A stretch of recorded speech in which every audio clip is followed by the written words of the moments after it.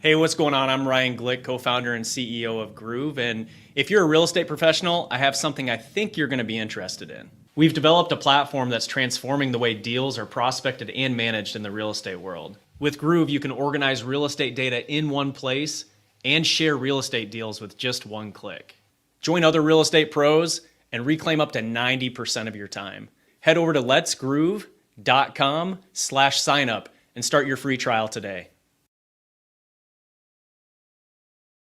Chasmium believes every young athlete deserves a shot at greatness. By making data analytics accessible and easy, they provide a new way for coaches and athletes to improve their game. Chasmium's digital scoring app, all-in-one stats, and chart software enable teams to quickly and easily find new ways to strategize and harness the power of data. Join Chasmium in revolutionizing the world of youth sports with tools that make a difference. Schedule a software demo or sign up today at chasmium.com. Chasmium, where sports technology sparks victory. I want to thank Iowa Smokehouse for being a part of our coverage here. Iowa Postgame with Coach John Patterson here from the Hawkeye of the Storm all season long once again. Tasting is believing. You see their country-style bacon meat sticks, one of my favorites, but also their jerky, their steak bites, their salsas, their barbecue sauces. It's all delicious. And boy, today it felt like fall, felt like that time of year where you don't want to go out. Gusty winds, cold temperatures. At least it felt cold. I know it's going to get worse, but spare yourself, folks. Order from Iowa Smokehouse on your phone or your computer at iowasmokehouse.com and use the code Hawkeyes at checkout for 15% off your order. That's the code Hawkeyes at iowasmokehouse.com for 15% off your order. Tasting is believing. And Brad Van Meter, check out his great work by giving him a call. He'll give you a great quote on insurance, whether it be homeowners, renters, auto, life, whatever the case may be. He's part of the largest auto insurance company in the U.S. Give him a call at 515-256-6480. You can check out his website. It's www.bradvanmeter.com. You can also visit him in person down at 4229 Fleur Drive in Des Moines. That's Brad Van Meter at State Farm. So without further ado, I'm pleased to be joined by none other than Coach Don Patterson. Coach, good to see your face on a Sunday evening. How are you? It's good to be seen, Corey. So I'm so happy we can make these Sundays work, and thank you for making the sacrifice. You had some other obligations yesterday, and sometimes it kind of gives you an extra opportunity to study the game at a slower pace, right? Because oftentimes we're hopping on the air on a Saturday, and we've talked about the advantages of this. So I'm glad that we can kind of do both throughout the season and have this luxury. But of course, we're recapping Iowa's 40-16 win over the Washington Huskies, and I have a lot of things I want to get to because Kyle and I were able to talk a little bit about some takeaways, and we chatted with callers yesterday after the game. But Don, that was a very interesting ball game. Like there's games, especially under Kirk Ferentz and that regime, where it's like, okay, it's just another game and they're somewhat boring, at least from the fans' perspective. I'm sure as a coach, you find every game unique and interesting, but a lot happened yesterday. And I got a laundry list of notes I want to run through with you, but I'm sure you do as well. Give me your big takeaways, having watched the game, studied it closely. Obviously impressive when you look at the final score, 40-16, the home win. It was an impressive win in so many ways. I'll say it this way in summary, Corey. Yesterday, we looked like we might be one of those 12 playoff teams. We certainly played like we were one of those 12 playoff teams. And I realized there's a lot to be said between now and selection date, whatever that date might be. But it's encouraging to me that we can take on a good Washington team that had beaten Michigan just a week before and really own them. Just to give you an example, 4 of the 5 most important parameters we won. We lost only 1 of those 5. And for that matter, 13 of the top 15 parameters we also won. Let me just talk about one specific example. We were absolutely dominant in the battle for field position. Their average start was the 23-yard line. Ours was the 44-yard line. That's 21 yards difference on each and every possession. And of course, it doesn't work out to be that on every time we trade possessions. Sometimes it might be a 40 or 50-yard advantage, as you know. 3 big reasons why we won so decidedly on field position. One, obviously, is turnovers. We're +2 on turnovers. That's important, very significant.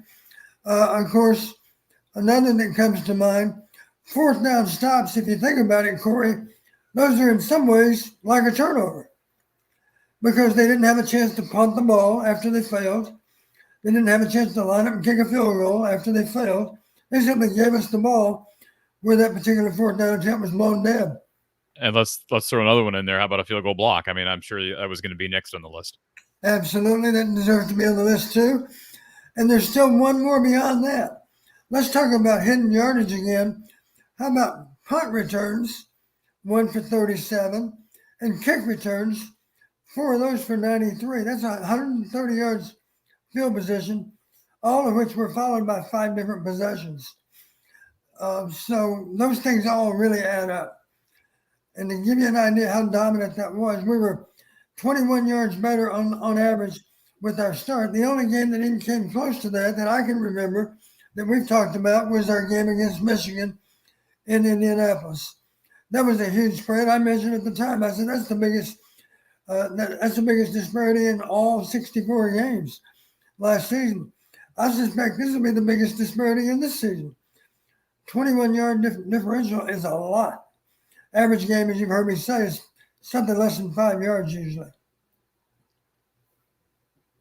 Well, you talk about field position. How big is Reese Dakin right now? Because he's, in a sense, now he had his moments against Ohio State where he had a couple moments in that game that were not good. After the fake punt, he kind of shanks one out of bounds. Right. But you go back to, I want to say it was the game prior, it was the second half of Troy, the entire Minnesota game, and then the entire Washington game. He's feeling it right now. Like he's starting to gain ground, and that is encouraging. I know everybody wants to make fun of Iowa because punting is winning, but how big is that to have Reese Dakin booting it like he is? Well, in recent weeks, he has not looked like a freshman. He's looked like more like the other number 9 we're so familiar with. And of course, I know the Bears are very happy with Torrey Taylor, so I'm happy for Iowa and Reese Dagan. We haven't mentioned the numbers, but he only punted twice. He averaged 58 yards on those 2 punts. More importantly, his net punting was 57 yards. Those 2 punts were returned for a total of 2 yards. That's pretty amazing when you have net punting of 57 yards. Only 2 punts, of course, but I got a feeling if he had 4 punts, he might still be averaging a net of 57. That's how consistently he's punted the ball here lately. The one exception, of course, being the punt against Ohio State. And then on the flip side, Caden Weegan finally gets a big return where it's not called back due to penalty, puts him in an excellent scoring position. And again, just the battle of special teams was thoroughly won by Iowa. Yeah, we've been saying all along, it's just a matter of time before Caden breaks a punt and or a kickoff. And you've seen that already. And I still predict, kind of a bold prediction, but sometime this season, he's going to return one of them for a touchdown, maybe both. He's still got 6 more games, regular season games to prove it. And he's gaining confidence with each and every week. He knows how to hit those returns. You got to hit them hard. Got to hit them at full speed. That's what he does. So, and one other thing that comes to mind, what made me think of is we're talking about Weegan on the punt returns and the kick returns. You've heard me say before, I hope he understands he doesn't have to be funneled off the field. If he's pinned it into the boundary sometimes, there's a chance maybe he can change directions back toward the middle of the field and turn it into a home run. The only reason I bring it up, guess who did that with one of his long runs? Number 2 did. He had another long run. Thought of you, Don. I thought of you in that moment because it was the exact opposite of what he did against Ohio State late in the game. Wasn't that wonderful to see? Because now maybe it's been discussed with his position coach. I don't doubt that because Liddell certainly understands there is an argument for trying to go against the grain if and when they have you pinned on the boundary. Obviously, if clock's a big factor, you might go out of bounds anyway, but a chance to hit a home run, put on your brakes, go against the grain, and see how much more yardage you can gain. I suspect he gained at least another 20 yards after he redirected across the field. Yeah, really impressive stuff from Caleb and another excellent day. Thank you for the super chat to the Washington Huskies. The Washington Huskies say, "We admit we suck. Herky owns us, and that's that." I always find it amazing that you've got someone that's willing to actually, I don't know if it's that big of a deal to change your YouTube name so that you can do these little things, but that's fine. Appreciate the super chat nonetheless. And we do have a caller here on our Iowa Smokehouse call-in line, so we'll take that. Thank you for calling Iowa Postgame with Coach Don Patterson. Who's on the line? Hi, Corey. My name is James. How are you? Good, James. How are you? Not bad. I guess I wanted to get Coach's opinion on what seemed like to me the first game all season long where we actually put together 4 good quarters of football. That's fair, isn't it, Don? I mean, Washington, I will say Washington stretched Iowa's defense there early, and I was real impressed with Will Rogers. But the numbers say that's a really good Husky offense, Don. Just talk about what James just said, the 4 quarters. Well, you're exactly right. We haven't, in our season so far, we put together 3 good quarters, or in some games 2 good quarters, but yet to do 4. I think you can agree we did do 4. We won the scoring battle in 3 of the 4 quarters. In the other quarter, we were both 0-0, that being the second quarter, as I recall. So it really was a complete game in a lot of ways.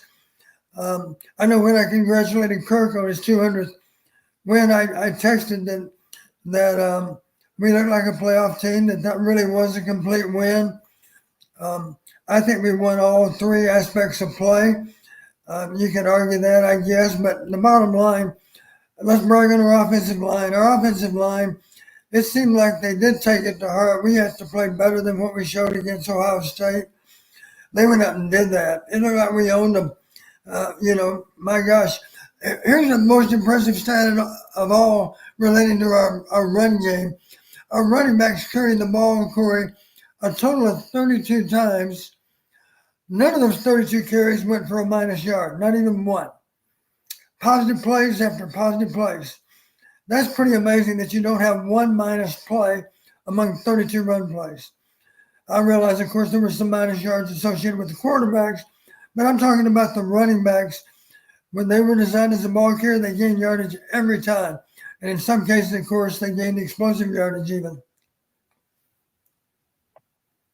Yeah, I was really impressed with the running game yesterday. That was, again, like the running game all season has been impressive, but yesterday really stood out to me as a really good rushing performance that they had yesterday. And they needed this because, James, I'll push back a little bit. They did not look good against Ohio State. And Don, it's a real good Ohio State front. They're good everywhere. But I felt like that was one of my big keys going into the game, the rushing game. And I know that's almost like stating the obvious, but it had to get back on track. It just had to, because that's got to be the bread and butter of what Iowa does. If they can't run the football, they're not going to be a good offensive team. It's just not the way they're built. Maybe in a year or two, if Tim Lester's still around and he's given some leeway to kind of shift personnel and adjust some schematics, maybe they can be a little less dependent on the run game. But is that a fair statement to make, Don? Yes, that is. You know, we have to know who we are. We're comfortable in our own skin. Primarily we're gonna be successful if and when we can run the ball with good consistency and of course keep them honest with a passing game. But it's kind of logical to believe if we can run for 200 and throw for 150, then that's probably going to be enough to get it done, because in the process of running for 200 and throwing for 150, we've been doing a good job of protecting the ball. The exception, of course, being second half against Ohio State, or to be specific, third quarter against Ohio State. Anything else, James? That's fair. I also love the fact of, Caleb Johnson has been our go-to guy, but the other guys, Moulton and I forget the other guy, but those guys have also been doing really well. It's not just been Caleb. Absolutely. And the numbers speak for themselves, but 6 yards per carry as a whole. And there weren't, I'm trying to think, Don, what were the longest? Do you have the longest run plays handy? Trying to remember what the longest plays in this game were. Obviously, the one toward the end of the half would be right up there with Caleb cutting back inside. Yeah, but it felt like a more consistent day where these backs, specifically Caleb, but the entire backfield, as James highlighted, and this offensive line were consistently gashing Washington for 3 to 5 yards, as opposed to the feast or famine we had seen up to this point. And to me, that's a positive indicator as well. Right. I know our offensive line was very, very coordinated with their run schemes, coming off the ball with similar angles. You didn't see defenders in our backfield. That's where it all started. Our guys had a chance to get established downhill and pick up yards before contact. We had 4 explosive plays. The 53-yarder was the run that KJ had that we were talking about, where he went back across the field. We had a 33-yard pass play, as I recall, and you recall. Other explosives were 27 and 23. I can't recall for sure if they were both runs. I'm not sure. But we won on explosives. We won on super explosives. Those 4 plays alone, just to give you an idea, 86 yards plus another 50. That's 136 yards on 4 plays. They had a total of 3. Their total was not much more than half as much, 73 yards versus our 136. I got one more thing I want to mention here before I get off here. This is Caleb Johnson's, and it's kind of mind-blowing, really, that this is a thing. But this is Caleb Johnson's second game this year with having 3 total touchdowns. I've seen today that he's the first running back since 2012 that we've had that's done that. That's kind of mind-blowing that it's been that long since we've had a running back do that. Well, you can count on one hand how many years they've even had an above-average rushing attack since 2012. Frankly, Don, as much as the overwhelming perception of this program is they run the ball, they gash you on the ground, that's not always been the case. And yeah, I mean, the numbers do speak for themselves, but three touchdowns for any one player, impressive. And Caleb has earned all of those. He's not getting the ball too often at the 1 yard line after a big pass play. It's usually the result of a couple of big runs or maybe one big run for Caleb. So, James, appreciate you calling in, sir, and please call again next week if you can. Yeah, absolutely. I'm going to sit back and enjoy some dinner with the wife and listen to the show. Thank you, sir. Tell the Wi-Fi. Thank you. Here's another aspect of Caleb's play that I appreciated too, Corey. One of those touchdowns was a touchdown reception. And I think that's significant because up until now, here's a question for you, Corey. Has Caleb ever had a touchdown pass reception in his career? Great question. I wouldn't be able to tell you. I will say this. That's good for his NFL tape as well, right? Not just the fact that he got in the end zone, but his ability to catch out of the backfield is going to help his case on NFL draft day. Right. That's probably one thing they would say right now. Well, we don't know. He's really unproven as a receiver. So he had a chance to prove that he can be comfortable catching the ball out of the backfield too. Erica wants to know if you were surprised. She was surprised to not see more Jazz Patterson, Don. It seems like Kamari Moulton, he was, remember preseason, Kamari was on that one line. In fact, he was ahead of Caleb Johnson preseason per the depth chart. Caleb emerged as fall camp went on and certainly at the start of the season. But they really like Kamari. He went through concussion protocol during the first month of the season. It seems like he's regained at least that second spot behind Caleb Johnson. But I really think they like their top three. I want to get your take on Le'Shawn Williams and his decision to leave during the season. I was a little surprised of all people that he would make that decision. But I still think they got to like this running back room right now. And they get some young players who we haven't even seen, like Xavier Williams, like Brevin Dahl. They really like Max White. I think they're comfortable if Max White needed to play. We could still see, we have not really seen significant players on offense get hurt, with the exception being a Stringa, who missed this past game. We'll see what they're built of if there's injuries sustained here during the last month and a half of the season. But I do think they like depth still at running back, even with Le'Shawn gone. Yeah, I thought Kirk really summed it up well. If a young man is not happy within the program, then he's not doing himself any favors or us any favors to stick around when he's uncertain that he wants to be here. I think that's a pretty good way to put it. I don't doubt for a second Kirk is deadly sincere when he says, I just want all the guys to be happy. If they're not happy here, then I want them to feel comfortable pursuing it somewhere else. He didn't say this, but I know he means it. We're not going to run anybody off. Don't get us wrong. We'd like to keep everyone. But we understand if it's not right for you, then we're not going to argue that point with you because your opinion matters more than ours. If you're not really happy where you are, then it makes sense to consider pursuing it somewhere else. And I don't think Le'Shawn lives here at all with any bad feelings toward the coaches or players, because I think he's been very much a part of the family since he's been here.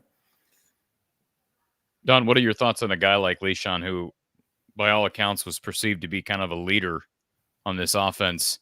I know he struggled with injuries, but to leave the team basically halfway through the season, I know it's kind of signs of the times, but it's just sort of odd to me. Like, you could choose to sit out, right, and stay with the team in practice once you're healthy again. I can't imagine Kirk would say no to that, even if your plan was to transfer. I would think Kirk has appreciated Le'Shawn's contributions enough to dignify him with a spot on the roster. And I don't know that Kirk would have reason to kick him. I don't think Kirk would ever do that, but I don't think there'd be cause there just because he planned on entering the portal. I just thought it was an odd decision Caleb Brown off, he also exited and then posted something very strange, some random story on his Instagram account that all it said was 4th and 1. I thought that was sort of odd and just not a good look. Yeah. Not a good look for a guy who has underachieved since he got here, got hit with an OWI during the offseason, and now has transferred twice. I just thought it was an immature thing to do and kind of classless. But anything else to add on those guys that made those announcements this past week? Well, I'll just say it this way. We're going to be fine with or without them. And the disappointment to me would be for the guys to maybe lose sight of the fact a season is a long time. We're only halfway through the regular season. Lots of things can happen. You recall me talking about the fact that we ended up playing 5 quarterbacks one year because of injuries. There have been other years I know since Kirk's been in charge where we've maybe been through as many as 4 running backs, and the 4th running back being the guy carrying the ball because the first 3 are out. That can happen to you. So I always reminded my guys, if you're second team, you're 1 play away. This needs to be your mentality. If you're second team, you're 1 play away. If you're third team, you're 2 plays away from being injured. We can't get 2 quarterbacks injured on 1 play or 2 running back injured on the same play either, or even in the same game maybe. But truthfully, that's possible. It's amazing how quickly a depth chart can change at running back. Just look around the league already. Our conference, there are any number of backs that started the season as number 1 that are out for a period of time. I don't know how long, but I've recognized any number of different names as primary ball carriers. It's not because the other guy laid an egg. It's simply because he's injured. It's the nature of the game. All right, Don, I want to run through some things here that I had notes of. Yes, I didn't get a chance to do this with Kyle, and I kind of wanted to wait for this conversation with you anyways. But you mentioned a couple of things, field position being one. We knew heading into this game, and I mentioned it during my preview, Washington has had a couple, like the game against Wazoo that they lost. They had like 16 penalties for like 135 yards. I don't know that I've ever seen a number that big between 2 Power 5 teams. I guess Wazoo's no longer a Power 5 team, but nonetheless, weird. And Washington, that's a really good coach. I know they've got some young players, but a very seasoned head coach and seasoned quarterback. But nonetheless, they have struggled with penalties this season. Iowa did win on penalties. It wasn't as big of a gap looking back at the box score as I would have anticipated, but they did win in that category. You mentioned turnovers. The blocked field goal was huge. Will Rogers was really crisp for most of the game. In fact, I thought from first quarter to fourth quarter, he played almost as good as he could have played. Couple of errors in there, and that just shows how tedious it is going up against this Iowa defense because they bent in that first half. They gave up ground. A couple of really long drives, one of which had to be deflating because you end up getting no points out of it. Right. But I give Will Rogers credit. I thought he was exceptional. How did Iowa get such a rush with just 4 guys going at Will Rogers? Was that more Washington's offensive line suffering from a little bit of attrition, or was that just a really good performance from the likes of Graves, Herkett, Llewellyn, and those guys up front? Well, I think our D-line deserves some of the credit. And I guess if you wanted to explain Washington's difficulties, correct me if I'm wrong, Corey, I believe one of the starting tackles was out. Correct. Maybe he's been out for a while. I'm not sure how long he's been out. But it's safe to say those offensive tackles struggled against our edge rushers. We really did a nice job today. There are a lot of people to brag on. Let me just give you a few examples. Aaron Graves, 5 total tackles, 2 sacks, 2 fumbles forced, 1 pass broken up. That's some good stuff there now. Jay Higgins, 14 total tackles, 1 quarterback hurry. Nick Jackson, 11 total tackles, 2 quarterback hurries. I made this comment before I saw the stats. I thought it was probably Wampa's best game I've ever seen him play. He ended up with 10 total tackles in that game. He's playing with a lot of confidence, flying around and doing things. I don't remember a bunch of missed tackles in this game. Certainly not on his part. I don't even know if he had a missed tackle. He had a lot of good tackles. Officially, he had 10. Here's another guy that impressed me. Intrigger with 7 total tackles. We just had a lot of guys that stepped up and played played a pretty major role in the outcome. Dayton Howard's first catch is not just a good gainer; it's a touchdown. A well-designed play, incidentally, what we call an over route, and couldn't be thrown any better by Cade either. The ball was right on the money, hit him in full stride. Breaking of tendency, right? First down. I mean, it's a simple play action, right? But first down play action, they haven't thrown to Dayton Howard. He's been on the field a lot in the run game. He's been on the field a lot so far this year. We're gonna have somebody. I remember when our friend Alex called in a few weeks ago and made a big deal about Dayton Howard being on the field, and this guy's not caught anything. Why is he on the field more than Caleb Brown? He's been on the field a lot for a lot of run plays. So what better than to bring him onto the field and go play action on first down? And catches I think it's his first career target as well. And he ends up going to the end zone. That kid's got a good future. And I love the story, Don. Remember us talking about him when he first got here? No other offers, not from another D1 school, D2, NAIA, no other offers anywhere that he reported. And Iowa offered him, brings him here, and he's in his second year and catches a touchdown on his first catch of his career. So that was fun. Couple notes here that I had from the game, and feel free to hop in here and comment on any of these, Don, and then we can take our next call. First quarter, I just had written down phenomenal early punt from Reese Dakin. I don't know. I know you mentioned the couple of punts that he had. They were both phenomenal, but great coverage on that punt. Iowa's had a bugaboo here or there this year with punt coverage, and that was right following a 3-and-out, so it was well-timed. You have, I'll say this, I complimented Will Rogers, but boy, he's got to be kicking himself because they had a flea flicker early in the game that he abhorrently underthrew, and Right. Deshaun Lee was beaten. Talk about that play, Don. Well, the thing I was glad to see, you're right. It certainly caught us off guard. Second play of the game, as I recall, right? But what Deshaun did, he was beaten early on, but the ball was in the air a little bit too long. He didn't give up. He competed to get back in on the play. And without that contact, I don't think there's any way the guy would have dropped the ball. He contested the throw. He interfered with the guys. He didn't interfere in terms of pass defense. I think he got there a split second early, but in general, they allow you to do that. You've seen that any number of times. I thought it was a good no call. Yeah, the bottom line, he kept competing. Just a split second early on contact, no call, ball was underthrown, but Deshaun did not give up on the play. Even if you're beaten, you got to keep competing because sometimes the pass is not on the money. And even though, and a lot of our fans may not realize, Will Rogers now has thrown for 14,000 yards. The guy has a good arm. They were given some comparisons to, was it Goff, I guess, right? They were talking about Goff. Is that his name? The pro quarterback? Oh, yeah, Jared. Yeah. Jared Goff, yeah. And I think that's a pretty good comparison. Will doesn't have the world's strongest arm, but he processes well. He's got a lot of experience. He throws with good accuracy. Let's face it, they were doing a good job with their pass offense on those two early drives. They did a good job keeping it off balance. The ball was on target. We were getting some pressure on him, but they were making plays on us too. 2 drives. Think about this: 14 plays, I believe, on each of those first 2 drives, right? 148 yards offense on 2 possessions. They drove 73 and 75 yards, and they had exactly 1 touchdown to show for it, but not 2.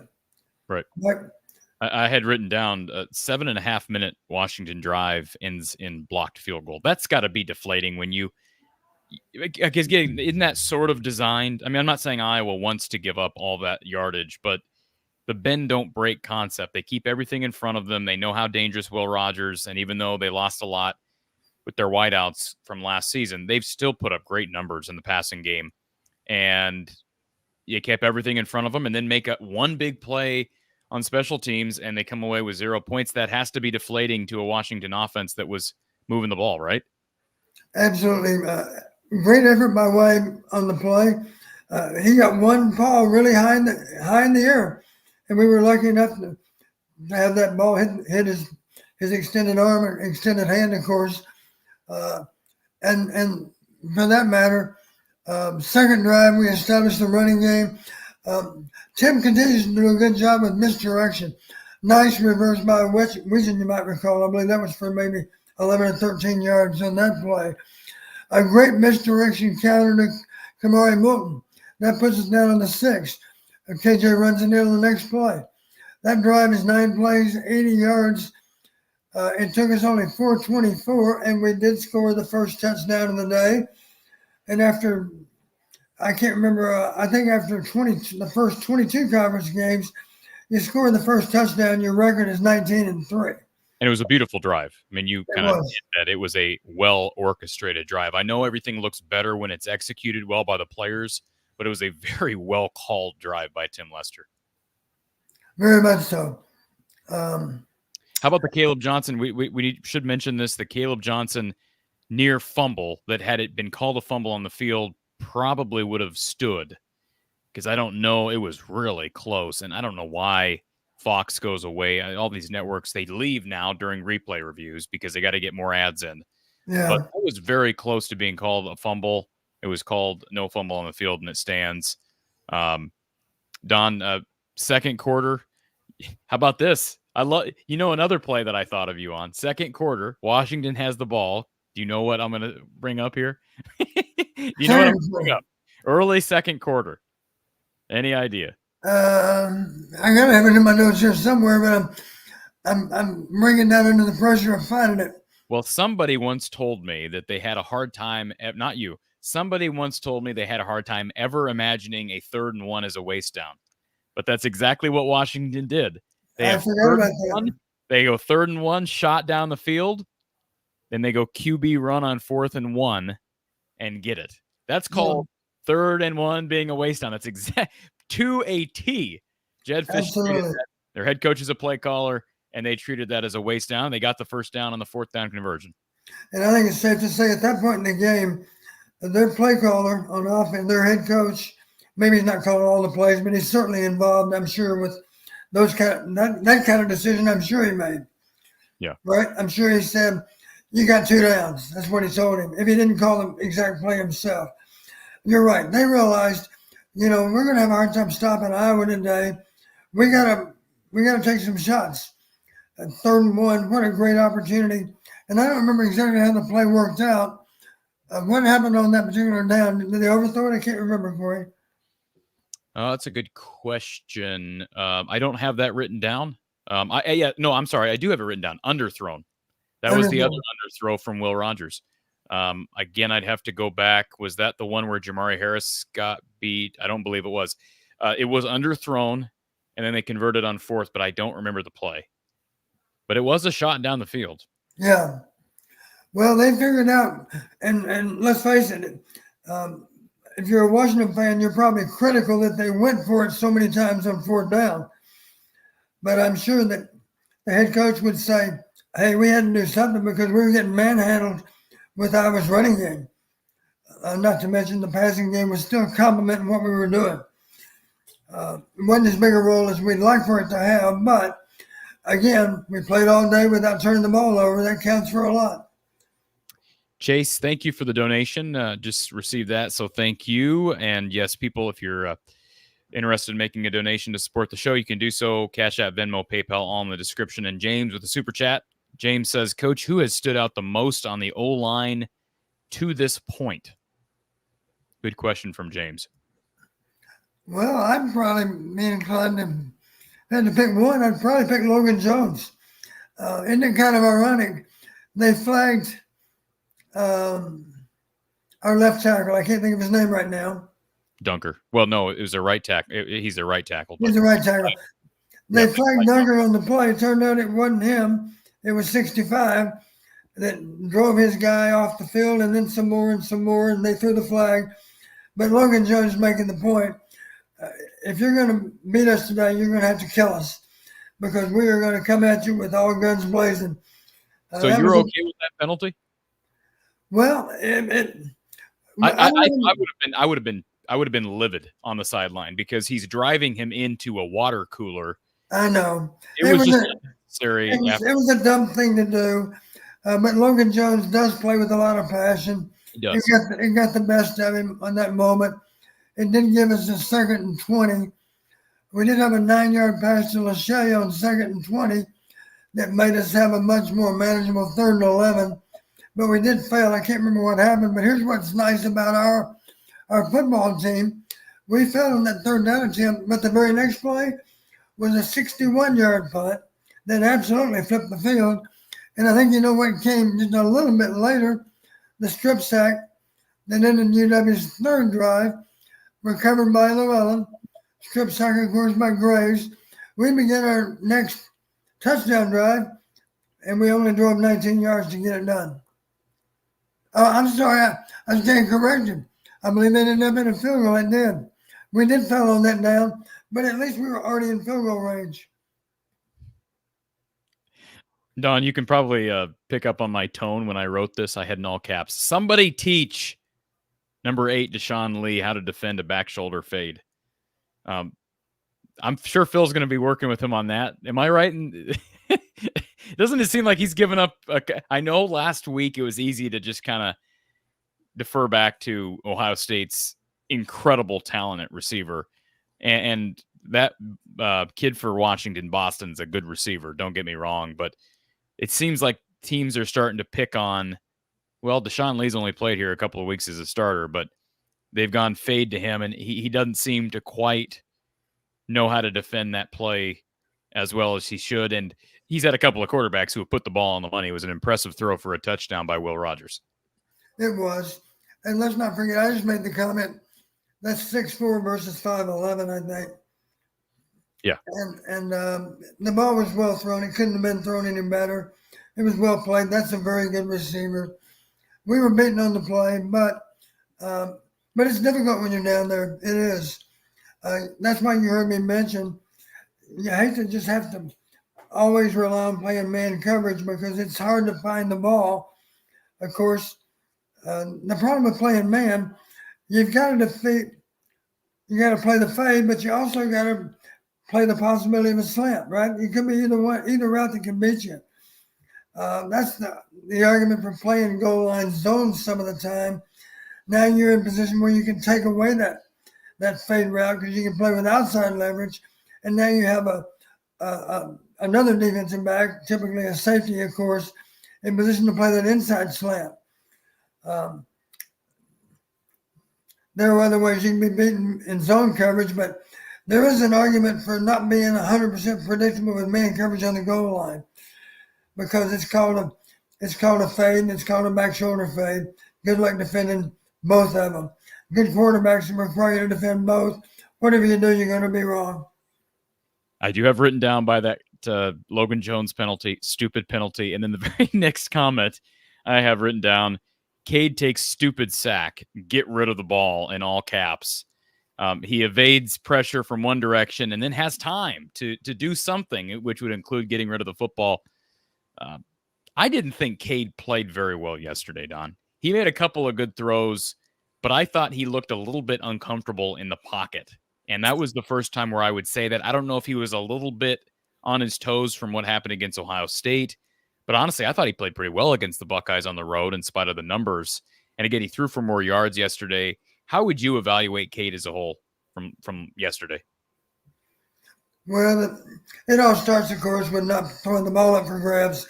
Correct me if I'm wrong, Corey. Did they ever touch one of his passes? I don't think so. Can't remember that they did. Yeah, somebody mentioned that maybe there was a little bit of the ball. Somebody mentioned that yesterday, that the touchdown to Howard may have been slightly tipped, but it still made it there. I don't know if you caught that on the tape. It looked to me like it was drilled to Howard. I didn't see a tip, but I could be wrong. Yeah.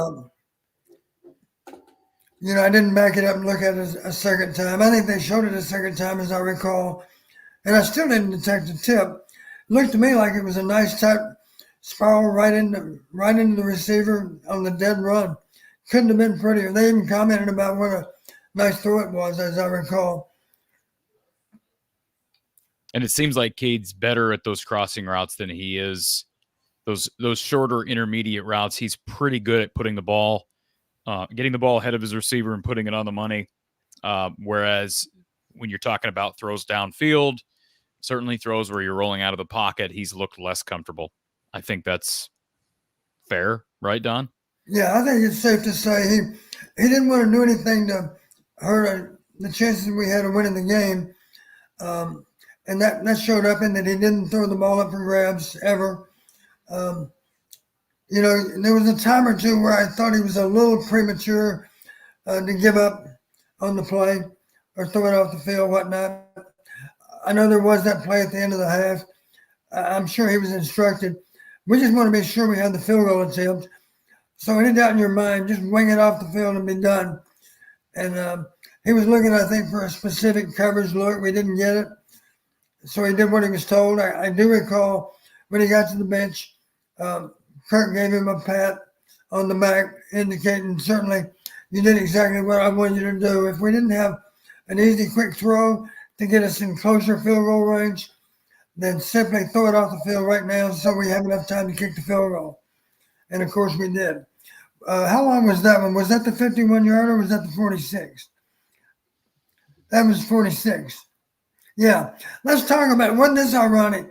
They hit the contested field goal, of course, to make their score of 10 points. It was 17-10 after that field goal. It did appear that the ball went right over the upright. And but the key fact, of course, you heard the way they interpreted it. They said the kick went above the upright, Correct. and then by definition, it is not reviewable. Right. In other words, the guy standing under the upright, he makes the call, and it's never going to be changed. In other words, we don't have enough money to A, have a camera underneath directly, or B, have lasers that go straight up, or C, just create longer field goal posts. Apparently, we don't have the ability to do that. You would think at least they'd come up with the idea of having longer uprights.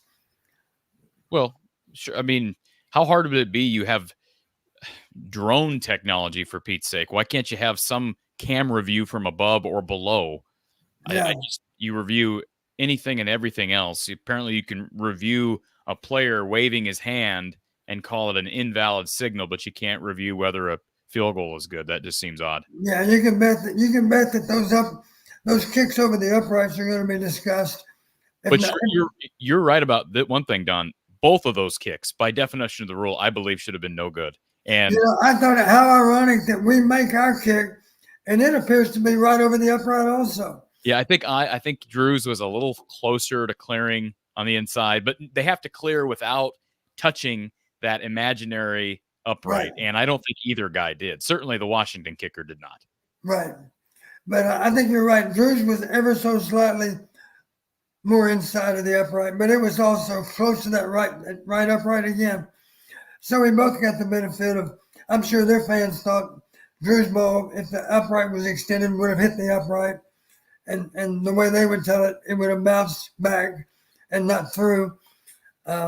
Incidentally, I saw one time, and I've seen in some highlight reel, a field goal attempt that actually bounced 4 times off the uprights, and then went through.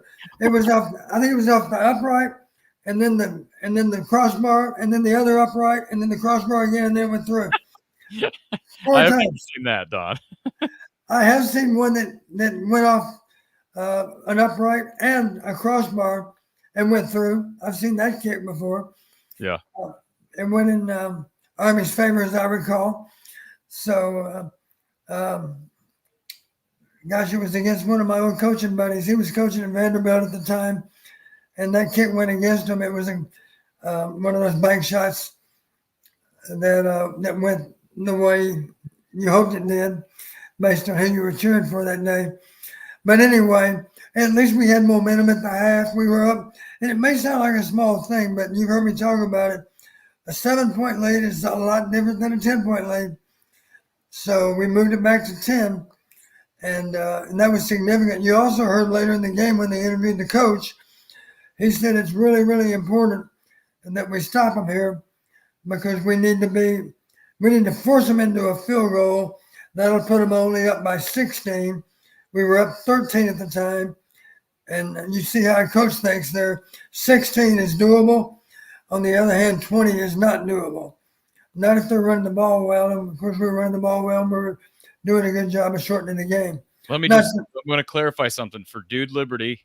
He says, I think Drews would have kicked in. It doesn't matter. By definition of the rule, it has to completely clear. So if it would have grazed in the imaginary upright, by rule, it's no good. I'm not saying it's a good rule. I'm saying by rule, it's no good. It's a bad rule because let's face it, if it goes off the front side of the upright, if it's directly into the upright, of course, theoretically it bounce straight back. But the point is that it would not carry them through unless it was clearly on the inside of the upright. But again, that doesn't matter. Right. It doesn't matter by the rule. And Tim, I'll challenge Tim on this. I'll go back and look at it again. But he says it was clearly inside the right upright when it passed above the crossbar. It was inside. It was closer to the inside than outside, but I'm saying I'm not convinced that it cleared, that it would not have touched the upright had that. And if that's the rule, as dumb as it is. Yeah, you're right. If the flat of the ball was into the upright extended, that wing official, that official underneath that upright, by rule, he declares it a miss. Right. But it was right. It was good that they didn't because it kind of accounted for the previous one. But anyways, last couple notes I have for the first half, and we're going to get to our next caller. You mentioned it, but Graves getting home on the strip sack. I thought Aaron Graves played great. His best performance since week 1. You have the Max Llewellyn recovery, and he played great. Really helped them with pressuring the quarterback in this game. Disappointing that Iowa followed that up with basically a 3-and-out. They get 0 yards, settle for a red zone field goal. But then Iowa's defense forces another stop, the punt return from Weegan to the Washington 35. Very fortunate Iowa didn't get a running into the punter call, although I think there was a bit of a, flap from the Washington punter on that play. And then the only other thing, somebody actually called in about this yesterday, Don, and I had it in my notes. As great as yesterday was, it wasn't perfect. And again, why? Why is Iowa calling a timeout with 13 seconds left? You have a first down. You have a first down in field goal range. And as our caller brought up yesterday, get down to the line of scrimmage and spike the ball. Downs don't matter at that point. 13 seconds, 1 timeout. Why are you blowing a timeout? Spike the ball, get your butts up to the line of scrimmage, spike the ball, conserve the timeout, because then the whole field's open. Even if you have 11 or 12 seconds, the whole field is open, right, Don? Did you feel like that was an odd timeout to call in that circumstance? Yes, it was. Do you feel, and the only way I can defend the timeout is if the Iowa players were not hustling fast enough to get down the field. I can understand why Kirk would have called the timeout if the Iowa players are not hustling enough. But when you get that first down, it's going to take some time for those chains to reset. Those guys got to move too. So there's no reason why they can't get up to the ball, get up to the line of scrimmage and clock it. Right. And it forced Iowa. Now, they did follow that up with, I think, Cade's worst throw of the day, where Reese Vanderzee busted free and had space, which would have been a touchdown up that left sideline, and Cade airmails him. So kind of disappointing that they had to settle for the field goal. Better 3 than none, but that was sort of a disappointing series of events, I thought, those final 15 seconds of the first half. Yeah, talking about things to clean up, most quarterbacks failed to see the play clock, and we had to burn timeouts from the bench. Very true. Good point. You know, twice in the second half for Iowa. Yeah. And for that matter, of course, Sullivan fumbled the direct snap. That was a loss of 6. We settled for a 25-yard field goal that time. And Sullivan failed to see the play clock on the goal line. The bench called the timeout. And then a little bit later, Cade also forces Kirk to take a timeout for the same exact reason. The game was not, I think they were a little too relaxed. You got to be on point with every snap of the game. That's a mental mistake that veteran quarterbacks shouldn't make, and they're both veteran quarterbacks. So it didn't cost us yesterday, but it certainly could cost. Imagine if we did the timeouts at the end of the half. Yep, I was thinking the same thing, and you've mentioned that, Don. What did Hayden Fry used to say as it relates to using timeouts early in halves? You said something to me about his coordinators. Well, the defense knew it was kind of a standing joke. The defense, Coach Brazier's not entitled to any timeouts. because Coach Fry wants to keep them all for the last of that possessions in that half. And you do recall, Corey, we were very, very good at 2-minute offense. And invariably, we did a good job of keeping all 3 timeouts until we needed them. We'll talk more about the second half. The Hawks led at halftime 20-10. We'll talk more about that second half here in a bit. But let's go to our Iowa Smokehouse call-in line. And we'll lead into that by giving a quick plug to our sponsor, RTI Threads. Check out the apparel of Aaron Graves, Jacob Gill, Carson Shire, Zach Lutmer, and much more over at rtithreads.com. You'll get a quick website tour here in a little bit. Our good sponsors over in Sioux City, the Sioux City area, RTI Threads, partnering with a bunch of Hawkeye fans. And as we enter basketball season, both the men's and the women's teams, all part of the RTI Threads team. And Iowa Baseball also partnering with the Swarm and RTI Threads. Check it all out, rtithreads.com/NIL. Let's go to our Iowa Smokehouse call-in line. We've got Corey here. Corey, welcome back to the show. Oh, wow. I thought I'd be waiting a while, guys. Okay. You usually do wait a while because you're long-winded, Corey, so I have to wait for you. So I make you wait in the queue. Is that fair? Is that fair, Right. Corey? Very accurate. Very accurate. Okay.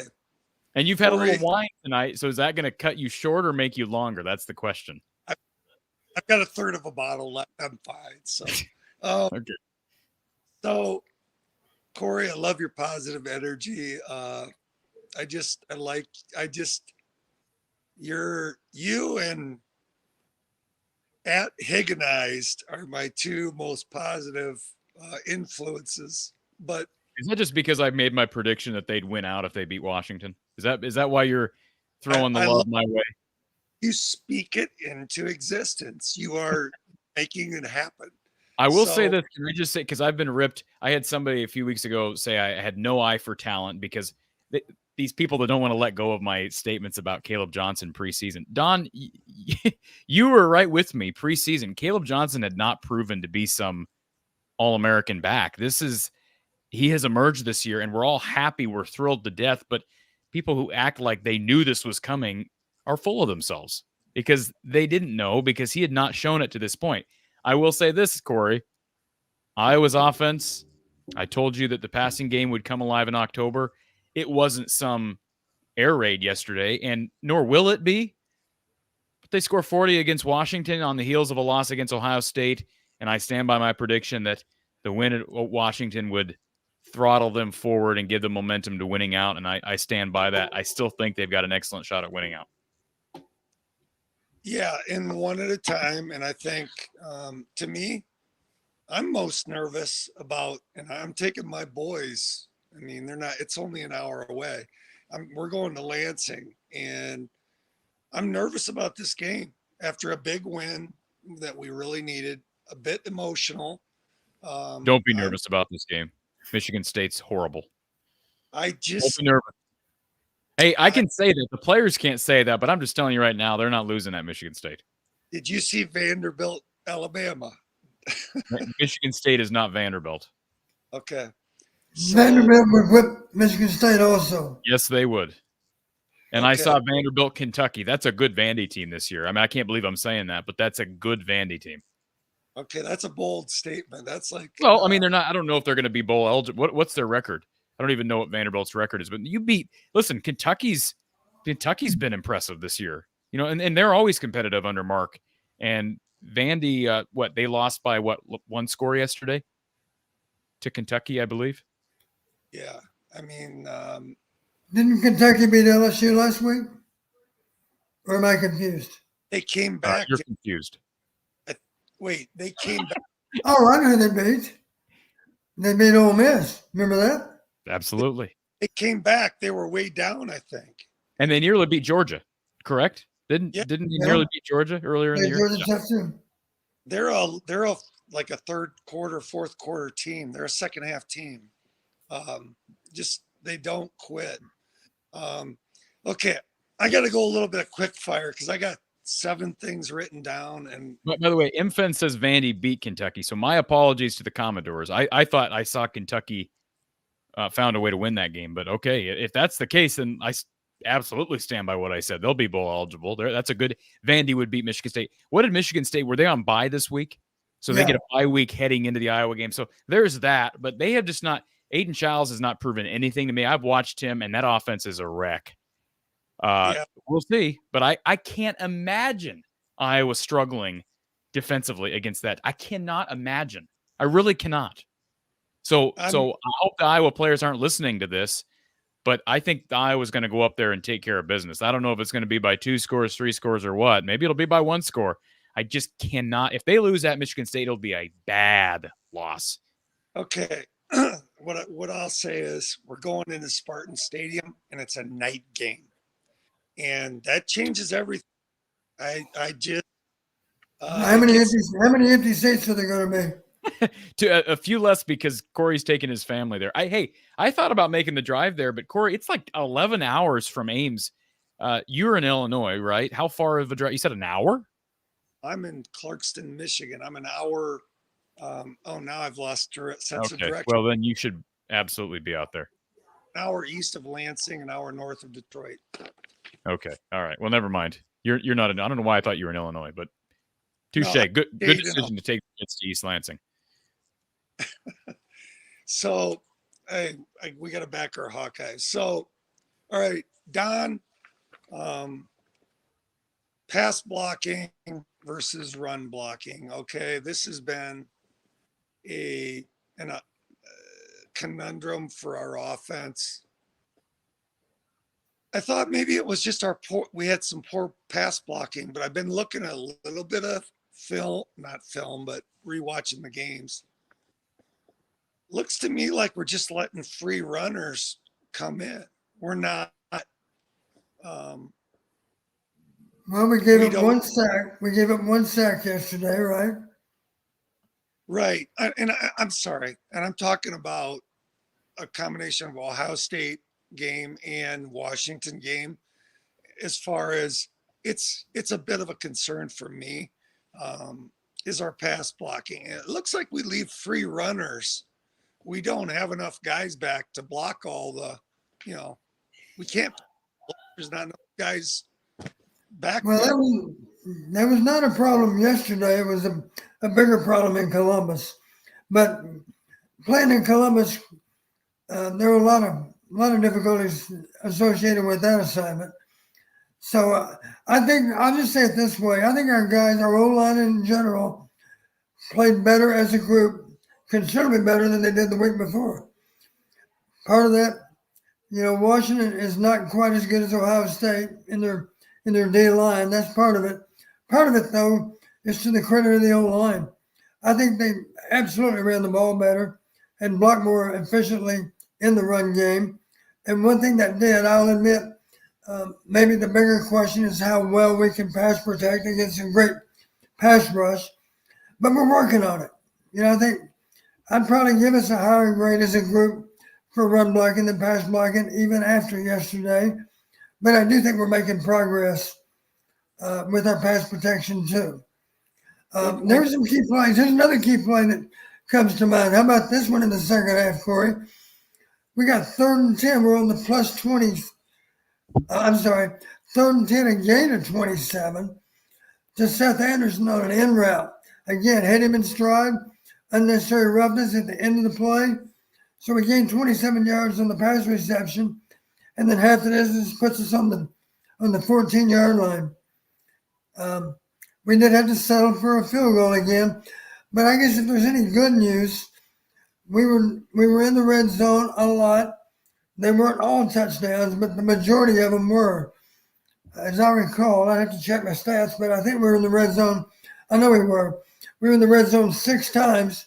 We scored 6 times. 4 of them were touchdowns. 2 of them were field goals. I'd rather have 6 touchdowns, of course. But just talking about numbers again, 4 times 6 is 24. The 2 field goals are worth another 6. That's 30 points on 6 opportunities.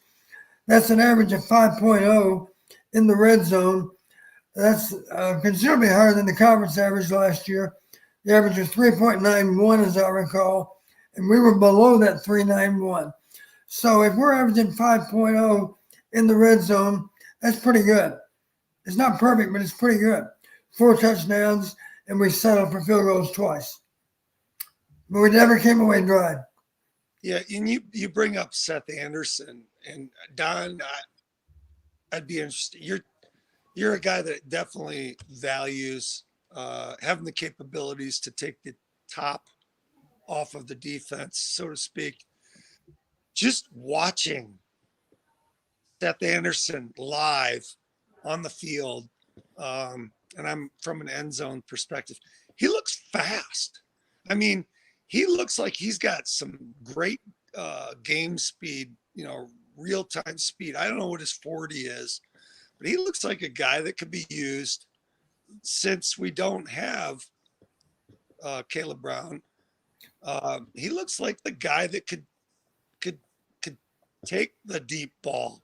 For all we know, Corey, this is the first time maybe that he's really been healthy enough to perform at all. Here's another example maybe of why he hadn't played more. To me, the biggest question on Seth Anderson is his ability to catch the football all the time. He had a drop early in the game, 3rd down and 10. Drop by Seth Anderson results in a 37-yard field goal. Made the score 10-7, but let's face it, if he converts, maybe we're up 14-7 rather than 10-7. And there was another ball late in the game, Corey, and I didn't mark it as a drop because it was contested, but it was another ball to Seth. Been a more difficult catch for sure. The ball fell incomplete. I think give some credit to the defender for being there and contesting the throw, but the intended receiver was again Seth Anderson, I'm pretty sure. Okay, yeah, I guess I didn't catch some of those misses in the live, game action, so I wasn't aware of that. But just from a speed standpoint, it looked like, and it could have been who was covering him, but it looked like he had favorable speed. It looked to me, it gives me hope. You're right. I mean, it could be another guy to add to the mix. And think about this. Here's a question for both of you, Corey's. If I told you before the game, Corey, our most reliable receiver is not going to have a single catch today, what do you think our chances of winning the game are? You'd say, well, they're probably not very good because we all like the way number 5 plays. Was he targeted even? I don't know for sure that he was targeted. I'm curious why that was, Don. Any idea? Did you see anything on Saturday as to maybe extra attention to his side of the field from Washington? Or, I mean, he was out there. Yeah, I don't know how many snaps he got. To my knowledge, he was in the mix much as he always was. Yeah. Simply, I don't know. It's a good question. Of course, we only threw a limited number of times, so he didn't have many opportunities to catch a ball. Lachey comes to mind, too. I believe he had 2 catches for 20 yards, both in the first half. Of course, we didn't throw very much in the second half because we had a nice lead and we were doing a good job protecting it. I will say this. They had a couple less receivers at their disposal with Caleb Brown gone, Addison Estringa hurt, and he's been targeted a lot this year, I think, more than Luke Lachey heading into Saturday's game. But as you mentioned, Seth Anderson back. They finally target Dayton Howard. And I think Dayton Howard's got. I mean, I keep saying that his size. Seems like they really like him as a blocking receiver, even as a young guy. And I think he's got a chance to mix in. And again, opportunity when you have guys leave the program midseason. But I'm guessing that Jacob Gill will get some concerted targets here this next week. Is my guess. Yeah, no doubt about it. Jacob Gill is still our most reliable receiver, regardless of what happened yesterday. Yeah, I see Jacob Hill as our Billy Happel. I see Dayton Howard or RVZ as our Marvin McNutt. I think RVZ's got to bulk up a little. It looks like Dayton Howard and even Bowie they look a little beefier, a little bit thicker, to where they've got the ability to hand fight a little bit. Okay. Corey, you're right about one thing. Our pass game is still a work in progress. And Corey Brad, I think you're right. We're going to see improvement, maybe not on October 1st, But certainly in the weeks ahead, we're going to see improvement in the passing game. I'm confident in saying that. So I'm going to quick fire so I can spit it out and get out of your way. So I'm with you, Don. That screenplay to Caleb Johnson, it just sent echoes of Akram Wadley with those fast, over pursuing defenses. I think that's a huge weapon. And I was so excited to see it, even if it was just one. It's another tool, and I think it's a valuable tool leading forward. So I was glad. I was glad you. Remember this, Corey, about play action pass. One argument. This is the truth. Just remember, any kind of play that's devised so that you can throw the ball to a faking back. That's worth considering because people tend to forget about faking backs. That's the truth. Play action pass. Who do you forget about? The faking back. Once you realize it's a pass, you're in the coverage and trying to figure out where they're going to throw the ball. And the guy, if you forget about any receiver that's eligible for the ball, it's the same guy that just faked the play action. So Don't be surprised if you see more throws to a faking back up ahead. Real quick, Tyrone Tracy just scored a touchdown for the Giants. Figured I'd throw that in the mix. Corey, if I'm wrong, Corey, he's carrying the ball all the time as a running back in the NFL. Yeah, he's the starter right now with is it Singletary out? So Hawks in the NFL real quick. Cooper DeJean got his first sack. Tyler and Goodson. His first start. Yeah. And first start, Tyler Goodson had 51 yards on 8 carries. Very efficient. Yep. It just warms my heart to see Parker Hesse. He's employable because he's a reliable guy. And here he is. He's playing fullback for the Lions. I love it. It's the Detroit Lions. So I've always been a Cowboy fan, Corey, but right now my heart's with the Lions. I think you know why. There's a lot of black and gold up there. And to my knowledge, they're all playing well. And, there's a lot of echoes of, people even get on there and say it. There's a lot of podcasts up here and they say, man, the Lions front office, they love their Iowa guys. They just love their Iowa guys because they're reliable. They come in and it's plug and play.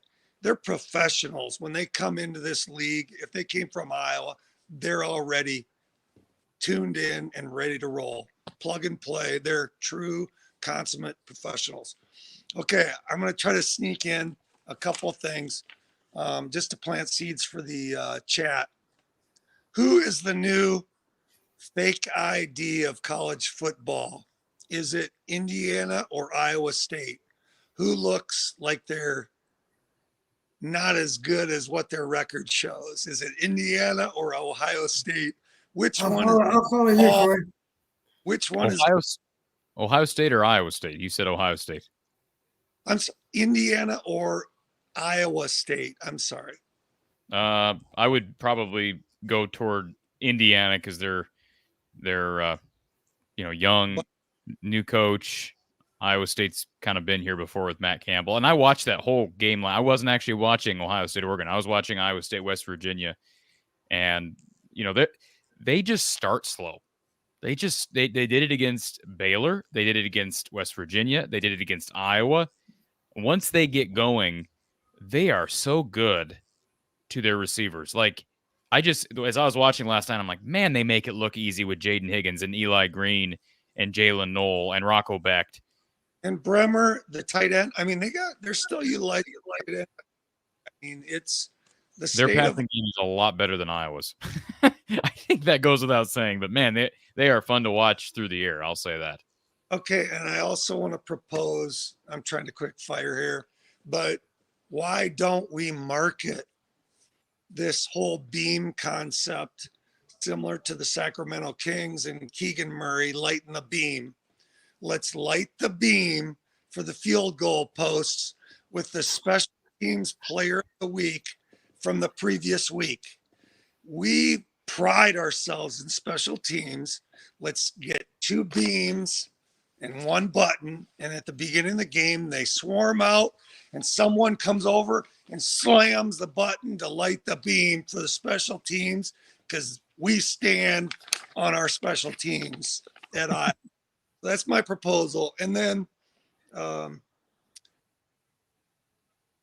you're not scared of Michigan State. So my last question is, on this schedule, which team makes you most nervous? Now, I said Michigan State because we're coming off this emotional win, but I'll just tell you, moving forward, I have 2 teams of concern, and that's Wisconsin and Nebraska. But I want to ask you guys, which team concerns you most? A power Wisconsin running game, or big, tall receivers and a pretty doggone good quarterback at Nebraska? Right now, it's Wisconsin because they're playing hot, but this could change in a couple of weeks. They scored a lot of points these last 2 weeks, but again, there's some bad teams in this conference. There are some bad teams in this like Michigan State's bad, Northwestern's bad. Hey, Maryland's bad, man. I didn't think they would. They are bad. You don't get spanked like they got spanked against Northwestern. They're bad. UCLA's bad. Rutgers, I thought Rutgers was good, but now I don't know. That's a head scratcher. I've done the analytics on the game already. Wisconsin had maybe 550 yards offense, something like that. A lot of explosive plays. I'm thinking, what happened to Rutgers? I don't know. It's a mystery to me. And that game was at Rutgers. Yeah, exactly. Wasn't the Maryland game? Was the Maryland game at Maryland? Yes. That's what I mean. None of that makes any sense. Maybe Northwestern's a little bit better than I thought, but I don't think so. I think all those teams, I think those are all just bad teams beating up on each other, Don. Now, Wisconsin may be different because they did it last week. They did it this week, and they've blown those 2 teams out. So I think they're the biggest threat for me. And historically, Iowa's had Nebraska's number, Corey. They've not had Wisconsin's number, although last year was a little different.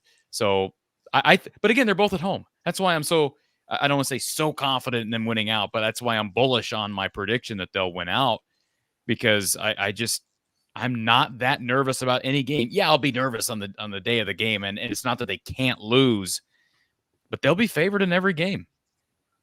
I'd say another reason I think we're going to not overlook anyone and take care of business on a weekly basis. As you know, our head coach just rang up his 200th win. And that number 205 is in sight for this regular season. And those seniors that are leaving, they love their coach. And they're going to play their guts out for Kirk. Jay Higgins just basically said what you said and dedicated the rest of the season. He's basically like, okay, he just got win number 200. Woody Hayes is 205. Let's roll, boys. Yeah. And the water flew. And so, yeah, I may not sell any more of my tickets. I might make that 1,000-mile drive every weekend. Corey, you made me nervous now for Michigan State. You're telling me we better be on upset alert. So I'm not going to sleep as well tonight as I was until you called. Well, I use certain sedatives at times. No, I respect the fight of the Spartans. I think of teams that rise up when they have no business doing so. I think of Michigan State taking on Ohio State and beating them when they had no business to do so. So I have some respect for Michigan State. I respect all my opponents. Oh, last thing, one quick cheap shot, low blow. Erica, I know you're listening. She says quick firing is dead. Go ahead, Corey. Oh, it looks like Erica landed the first punch. Yeah. I will go down on record as stating this fact that Brian Ferentz has no affiliation with Maryland special teams. He has nothing to do, no oversight with their poor special teams performance. So if she was trying to take a shot at BF, it's Corey's not got working. his back. I got his back. Corey, appreciate you calling in, sir, as always, and we'll talk to you after a win against Michigan State. All right, Hawks. Thank you, sir. Appreciate Corey calling in as always, and let's see here. There's a couple comments here in the chat, but I know James has been waiting on hold for a long, long time. So before we get to James and the rest of our callers, a quick plug for RTI Threads. I plugged them earlier. Shop all of their great apparel for all these great athletes and other NIL causes, including Iowa baseball. Visit rtithreads.com and use the /NIL, or as you'll see here in a little bit, just click on NIL athletes there on the homepage. rtithreads.com. Shop Aaron Graves, Jacob Gill, Carson Shire, Zach Lutmer, and more. And several stars of the future right here. Their best interior defensive tackle listed, their best receiver listed, and two of their best special teamers and probably two of their best defenders in the coming couple of seasons. So buy in now over at rtithreads.com. We're going to take one final commercial break. We'll be right back in less than 2 minutes with more. You're watching Iowa Postgame with Coach Don Patterson. Chasmium believes every young athlete deserves a shot at greatness. By making data analytics accessible and easy, they provide a new way for coaches and athletes to improve their game. Chasmium's digital scoring app, all-in-one stats, and chart software enable teams to quickly and easily find new ways to strategize and harness the power of data. Join Chasmium in revolutionizing the world of youth sports with tools that make a difference. Schedule a software demo or sign up today at chasmium.com. Chasmium, where sports technology sparks victory.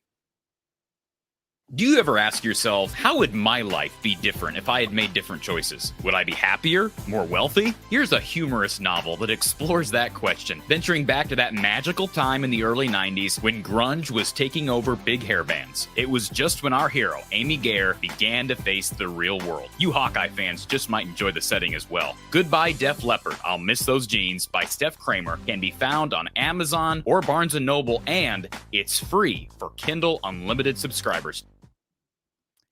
Of course, Brad Van Meter, also a part of our show. Get a free quote on whatever type of insurance you are in need of, and certainly check to see if Brad can help you on rates, including on homeowners insurance. And as everybody's found out here in the last couple of seasons, last couple of years, everybody needs good homeowners rates and good homeowners coverage with an agent that cares about you and your family, your needs. Give Brad a call, 515-256-6480. Or visit him online at bradvanmeter.com. That's Brad Van Meter down at State Farm on Fleur Drive in Des Moines. We are back here with Coach Don Patterson. And Don, I want to talk a little bit about Caleb Johnson. We discussed him earlier, but a great bounce-back performance for Caleb, who is our RTI Threads player of the game. 21 attempts for $188 and 3 touchdowns. And although his season on the national scale is being somewhat overridden by the performance of a guy from Boise State who is kind of a phenom, he has just been so consistent. You mentioned cutting back in at the end of the first half, creating extra yardage, and that almost just screamed like learning from film study to me. Now, maybe that's not what happened, but you talked about it on the postgame show last week, and we saw a difference there, and a critical point where he realizes, hey, we're running out of time. I got to make a play, see if I can get him in scoring territory. He did just that. And then Drew Stevens, who, let's give a shout out to that young man, regardless of the 51-yard, how close that was to not being good. 4 of 4. He's been terrific. He's missed one kick all season. And but anyways, Caleb Johnson put him in scoring range here at the end of the first half, and he seems to have really become that consistent all-around back that Iowa's been lacking for years. Absolutely true. He's 10 for 11. It wouldn't surprise me if he has 9 more kicks. He's 19 for 20. He really is. I guess you'd say no kicker is automatic, but he's as close to automatic as you'll ever find. And I did like Tim's optimism for the game. He predicted, I believe it was 37-10. Oh, wait a minute.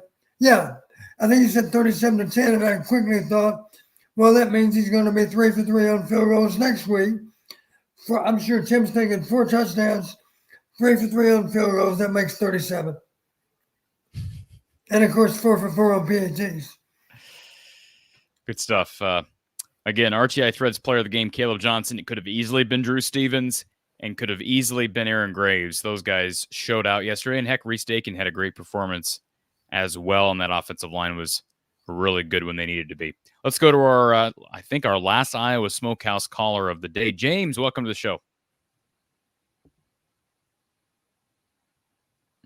Let's try it again. Let's go to our last Iowa Smokehouse caller of the day. James, welcome to the show. No, it didn't work the second time either. Wow.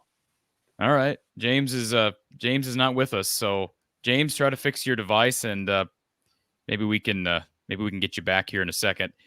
Couple of go ahead, Don, if you had something. I'm just going to say one development that we haven't actually touched on, Corey, but we predicted just a week ago that it might be the next logical step, and that was 3rd and 1 on the plus 26 in Trot's number 1. And he fakes a fly sweep and keeps the ball for an easy 5-yard gain on 3rd and 1. And the next step for him would be play action pass.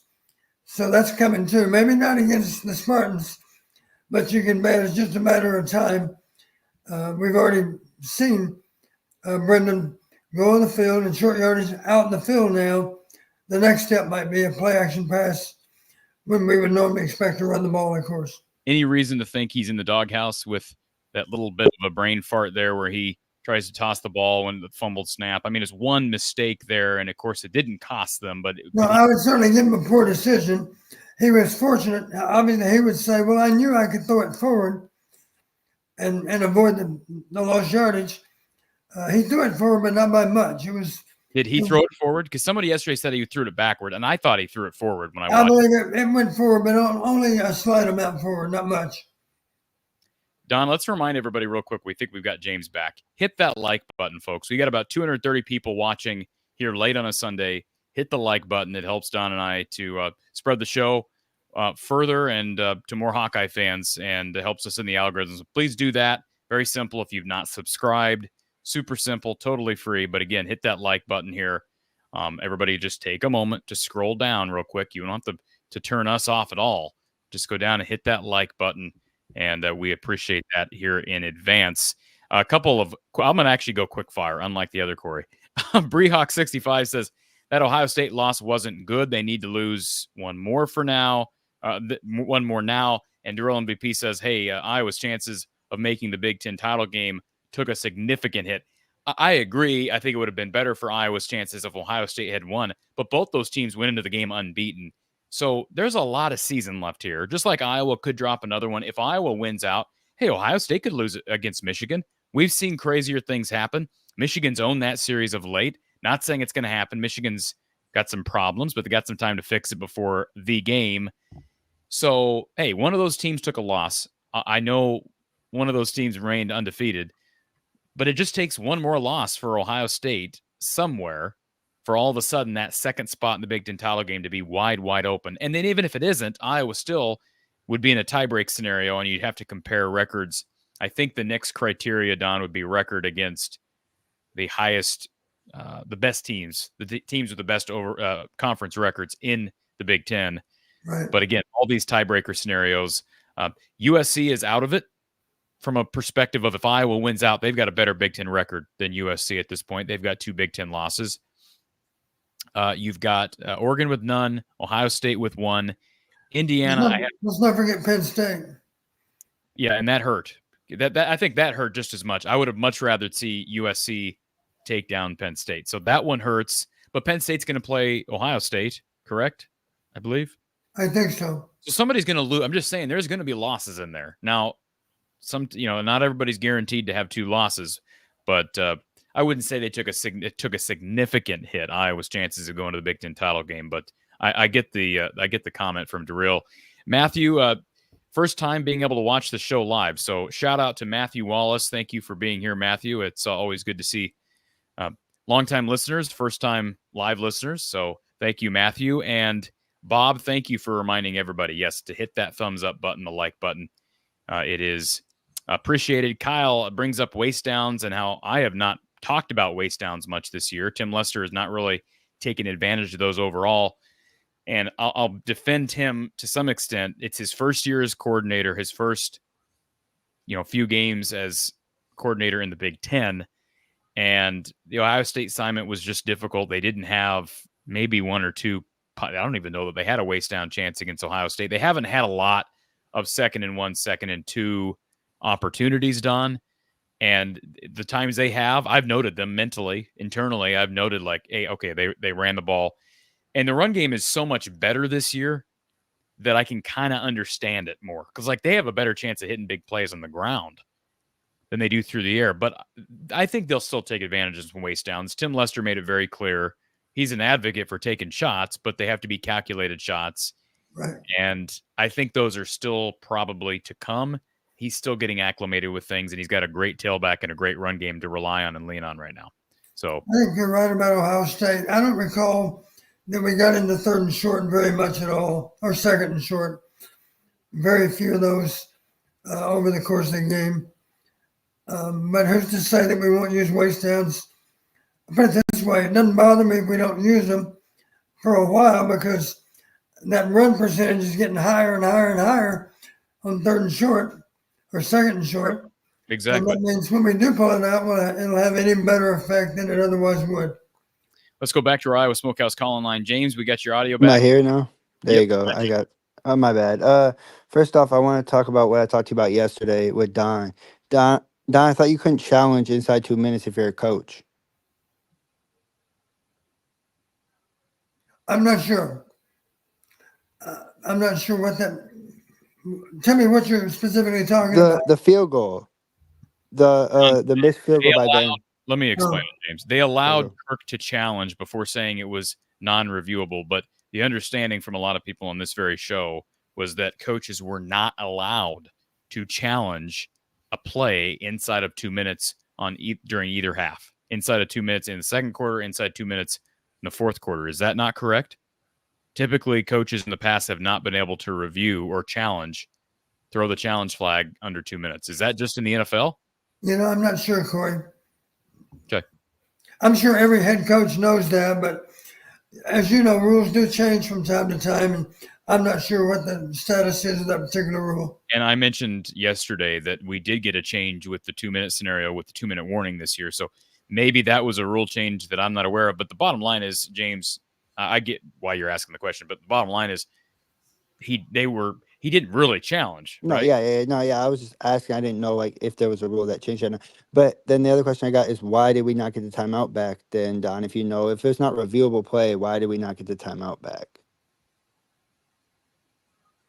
I didn't. The only thing I said it yesterday, Don, but it did stop. They were able to huddle up and it stopped the game by throwing the challenge flag. So It was a missed field goal, so wasn't the clock stopped already?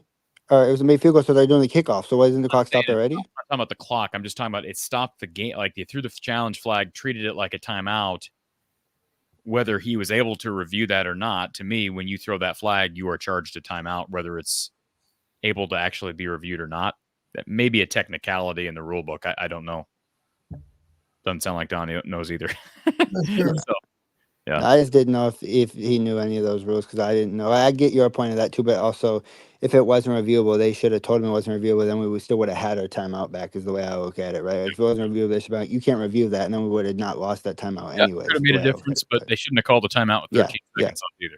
No, Should- definitely, you're not wrong that way, definitely for sure. But I feel like I kind of agree with you. Like you don't know what the Big Ten. I was talking to my friends. I feel like the Big Ten's very weird, where you have like those top 4 teams, and the bottom like 4 or 5 teams, and then everything in the middle is just muddy water, if that makes sense. So like there's a lot of muddy water in the middle of like teams that are just like the same kind of, if that makes sense, right? Like kind of like the same matchups, and I think that's kind of how it is, and it kind of is. You just don't know what you're gonna get on some days, but you do know those kind of. I think those bottom 4 teams, the top 4 teams, and everything else in the middle is just like a mesh.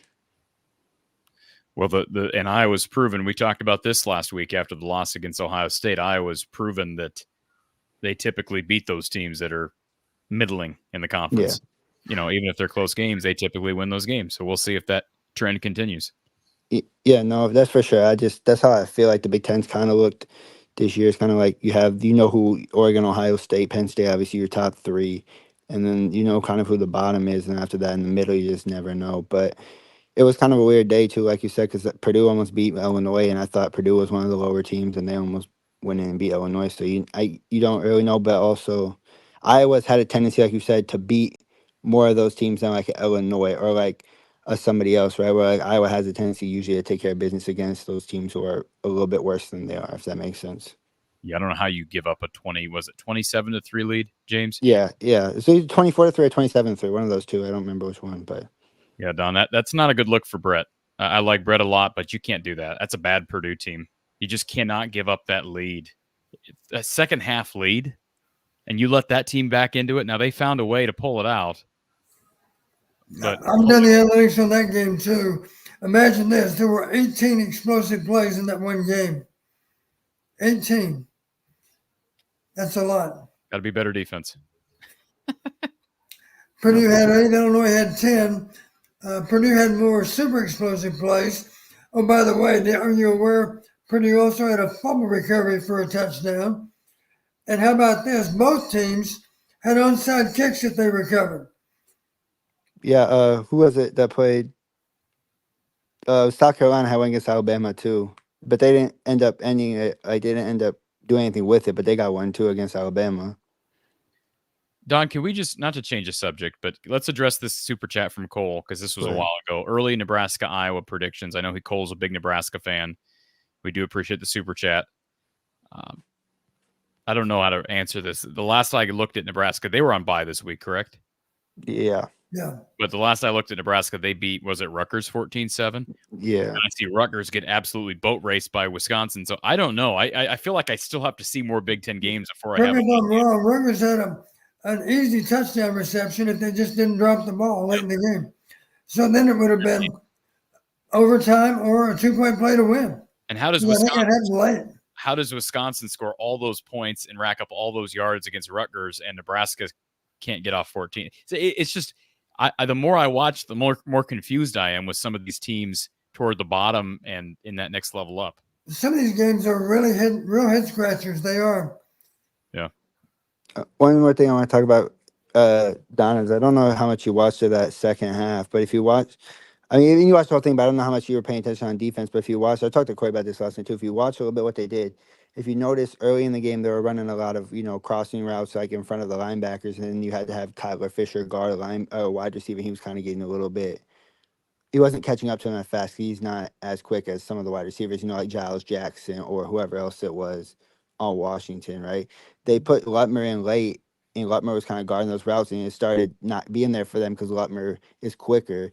And I didn't know what your thoughts on that was. Like they kind of like changed the personnel up where they put like Castro at slot, and then kind of like Lutmer was kind of that cast where he followed the other person across if Castro was going into zone coverage or whatever. I didn't know what your thoughts on that was. I didn't even know if you paid attention to that either. But Well, I'm aware, of course, they had the 2 14-play drives in the first half, their first 2 possessions. I'll just say this about Washington. Their pass offense is not easy to stop because they understand it well. Their players have good experience and react to game situations pretty well. I'm talking about their skill players. And I do think over time we've started reacting better to what they were trying to do to us. And that certainly had a lot to do with the way the game played out. The bottom line, they're a very explosive offense. They put up a lot of big plays this year, a lot of yards. They didn't have so many yesterday. We did a good job containing them and a good job of keeping their offense on the bench because we were doing a good job of possessing the ball with our own offense. Yeah, that was going to be one of my questions. James hit it, but Zach Lutmer's, one of my second half notes was Zach Lutmer, number 6, his usage, because we really haven't seen them go with that extra DB, and they did that yesterday, and that was interesting to see, especially a young guy who I think has a high ceiling, especially when some of these DBs graduate and move on. He's going to have a chance to start, I'm assuming, at safety. So anyways, good point, James. yeah, for sure. And I was just saying that's always something that's kind of scared me in the fact of like when we do play 3 linebackers a lot, right? Like when we play Jay, Nick, and Kyler at the same time, it seems like that's when we get a little bit vulnerable sometimes in that passing game with like the crossing routes and like the the ends behind them, because like sometimes they can't keep up with those quicker receivers.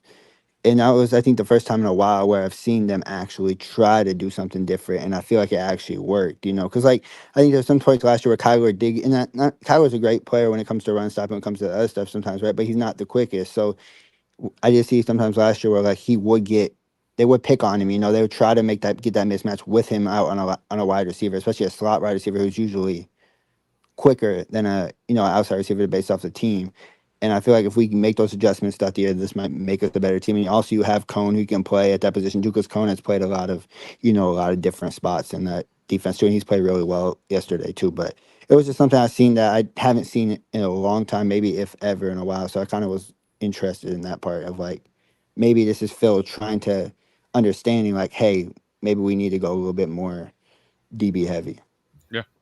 Well, I did make a note. 4th and 4, Washington fails to convert because of great hustle by Zach Lutmer. You remember the play? The guy gained 3, but it was a really nice play by Zach to catch him from behind and drag him down short of the first down. And that was a 4th down play. And you bring up a good point, James. For years and years and years, you've heard about nickel defense, but you've also heard about dime defense. Dime defense doesn't get as much usage, but there are arguments for sure. If you have 6 DBs that are worthwhile based on down and distance, put them all out there. I'll give you a simple example. A coverage called 2-man. Well, the beauty of going with dime defense, it's not just 5 DBs, now it's 6 DBs. And obviously you can still play 2-man a little bit easier in dime coverage because now you've got 2 high safeties, of course, that are defensive backs, but now 4 of your 5-man defenders are also DBs underneath. You have more speed to cover typically those inside receivers that sometimes do present a matchup problem for you with your linebackers. Also, one more play I'm thinking about now that we're talking about DBs was Cone when he blew up the one play I think they were trying to run a screen. I don't know if it was a bubble or what it was, but he blew up the guy trying to block him and then got around it to make the play as well too. And that's something that we haven't seen from a lot of our safeties, at least like that, right? Like X hasn't done that. Quinn doesn't really do that. But when you see Cone doing that, blowing up the blocker to get to that play, it's something that you see as a young guy and you're like, okay, he's making strides, making progress. And I feel like this DB room is taking way more steps in some spots than I thought they would, if that makes sense. Like Cone looking way better than I barely thought he would for being a sophomore, at least. But it's easy to brag on Intriguer. I mentioned earlier 7 total tackles. But let's not forget, I think Xavier played his best game ever. So that's good to see too. 10 total tackles. And to my knowledge, he did not have a miss the entire day. And that running back, incidentally, was not easy to get on the ground. That guy was a challenge. Castro, a couple of times, had difficulty with him, as did Harris. He's just a thick guy, and you better hang on good, and you better hit with a lot of force because it's not easy to get that guy on the ground.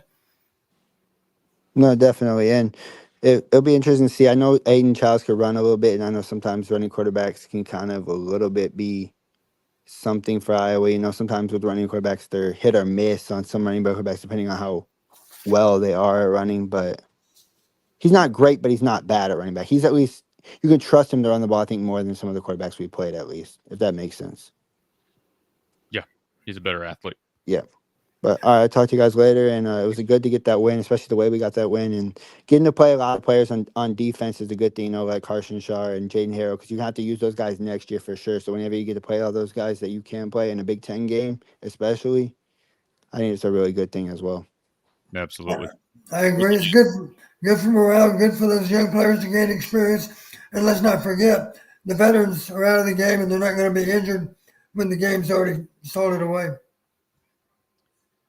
Absolutely. A couple final notes for me, Don, as it relates to the second half.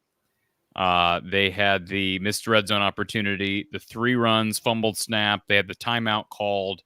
Sullivan not aware of the clock. I'm assuming that's on Sullivan, not on the coach. Right. he doesn't know. So then they snap the ball, give away the fact that it's a pass play. What do? They go timeout, come back with a run. It doesn't work. Then I don't know what they were going to do on the next play, and that's a fumbled snap, and then Sullivan tries to flip it. Not a good series of events. I sure hope Sullivan's not in the doghouse just because of that unfortunate couple of things that happened there. But and then how about this, Don? Let's give our guy Drew Stevens some credit. Not only did he hit a fan in the face, I don't know if you saw that video. He hit a fan in the face on the sidelines or the end zone.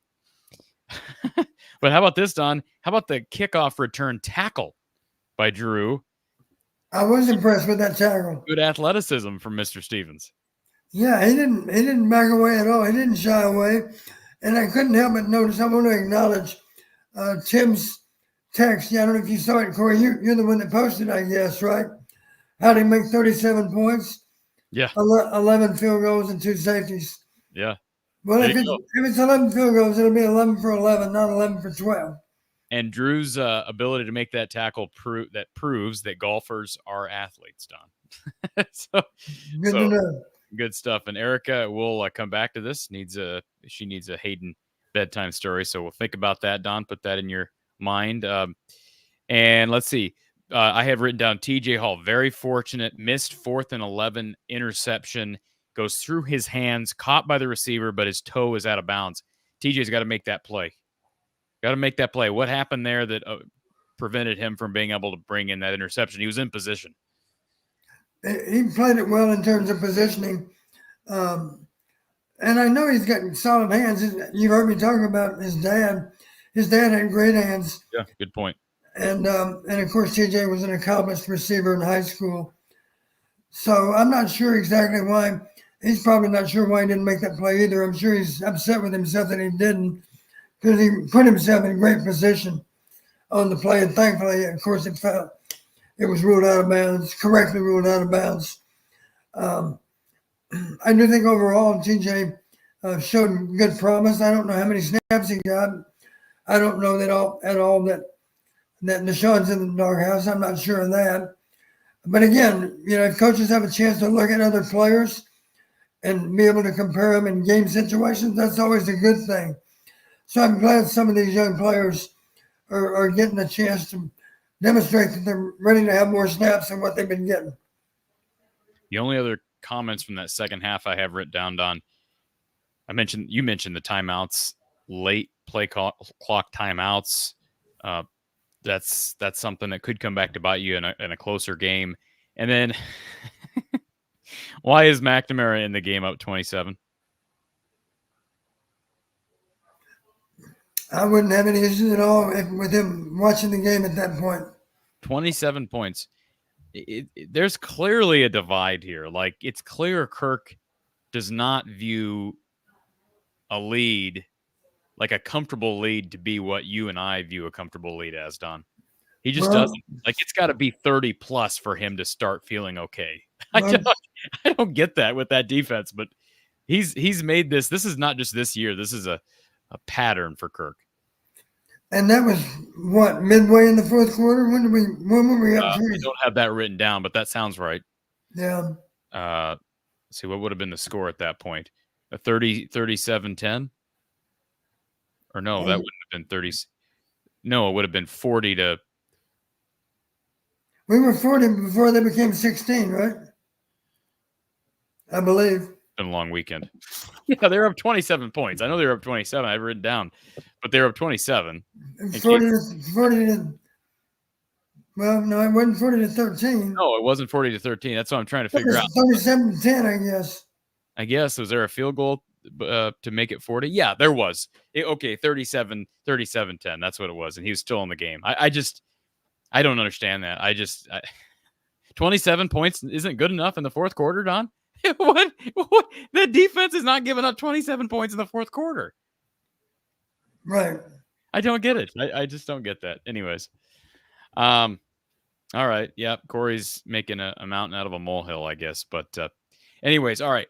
Before we get to our final comments on Michigan State and that bedtime story for Erica, a reminder to everybody, if you've not done this, go over to Ascent Nutrition and check out their great products, folks. This is an Iowa company, a guy with strong Iowa roots. He graduated from the University of Iowa, and you can get these 2 marquee products, this bundle, for 15% off, courtesy of our friends over at Ascent Nutrition. And again, this owner of this company, this great company, is Lance Shuttler. As I've continued to get to know Lance, the more I get to know his drive and his desire to help Hawkeye fans and people across the country feel better on a day-to-day basis.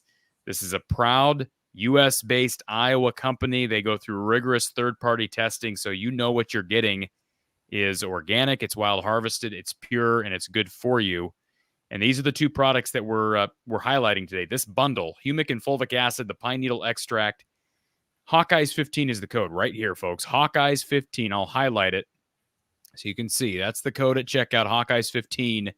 Support your gut health, your energy levels, your brain health, clarity, and the pine needle extract actually tastes great. This is a limited time offer, folks. Use the code Hawkeyes 15 at checkout. This is the landing page. The link is in the description. Go ascentnutrition.com/Hawkeyes. And of course, we've been talking at length about RTI Threads. Be sure to go over to rtithreads.com and shop a number of great Hawkeye athletes, including Cooper DeJean, who has moved on but still a part of the RTI Threads family, Josh Dix, Aaron Graves, Carson Shire, Peyton Sandfort, Owen Freeman, a lot of superstars. And how about this, the Swarm Baseball partnership? This can all be found at rtithreads.com, and then click on NIL athletes. You can browse the many, many options and read more about RTI Threads and kind of the history of this great company and the many ventures of this great company. It's out of Sioux City, proud supporter of Hawkeye athletics and the Hawkeye players that we all tune in to watch each and every week. Our RTI Threads player of the game yesterday was Caleb Johnson, another big performance from Caleb. 21 attempts, 188 yards, 3 touchdowns. That's 1 touchdown through the air, 2 on the ground, and he is our RTI Threads player of the game. Trying to figure out, did I miss anything, Don, as it relates to this game? I went through all my notes. I think we hit everything. There was a lot, like I said at the outset, a lot happened during this one. But overall, I mean, final takeaways, you got to be impressed with 40-16, because this is a Washington team that people were starting to get a little bit uneasy regarding heading into the game because, hey, they knock off Michigan by 2 scores last week, and the offensive numbers were pretty darn impressive. And in spite of losing in total yardage, the Hawkeyes got it done in Kinnick. And like you said, this looks like a team that can compete in late November, and that's what you want with this schedule. Yeah. Let's not forget the point spread in Vegas, I believe, was what, 3.5 or less? It got closer even as the game approached. Basically right? a toss-up if it's on a neutral field, right? Yeah. Vegas typically gives you 2.5 to 3 points for home field. So do you think Vegas might have been surprised that it was such a huge spread? I'm sure they were. But those players weren't that surprised because they were determined to set the record straight. We're one hell of a lot better than what we showed a week ago. I give Ohio State a lot of credit for that, but I give our guys credit for having a lot of pride in what they do. And that pride's going to carry them a long, long way before this season's over. I'm confident in saying that. Character does win out. We have great character. David wants me to ask Kirk why Cade was still in the game on Tuesday. So here's the problem, David. I'm not there every week for availability, and we don't get Kirk over Zoom. So I am over 2.5. Well, not over. I'm over 2 hours away. I made it down. I was down there for Iowa Women's Basketball Media Day, but I'm just not able to be there every week. It's a great question. And if we get a chance to ask Tim Lester, we should start getting Tim Lester and, well, assistant coaches in general. I don't know about the coordinators because they speak with the media during the bye weeks.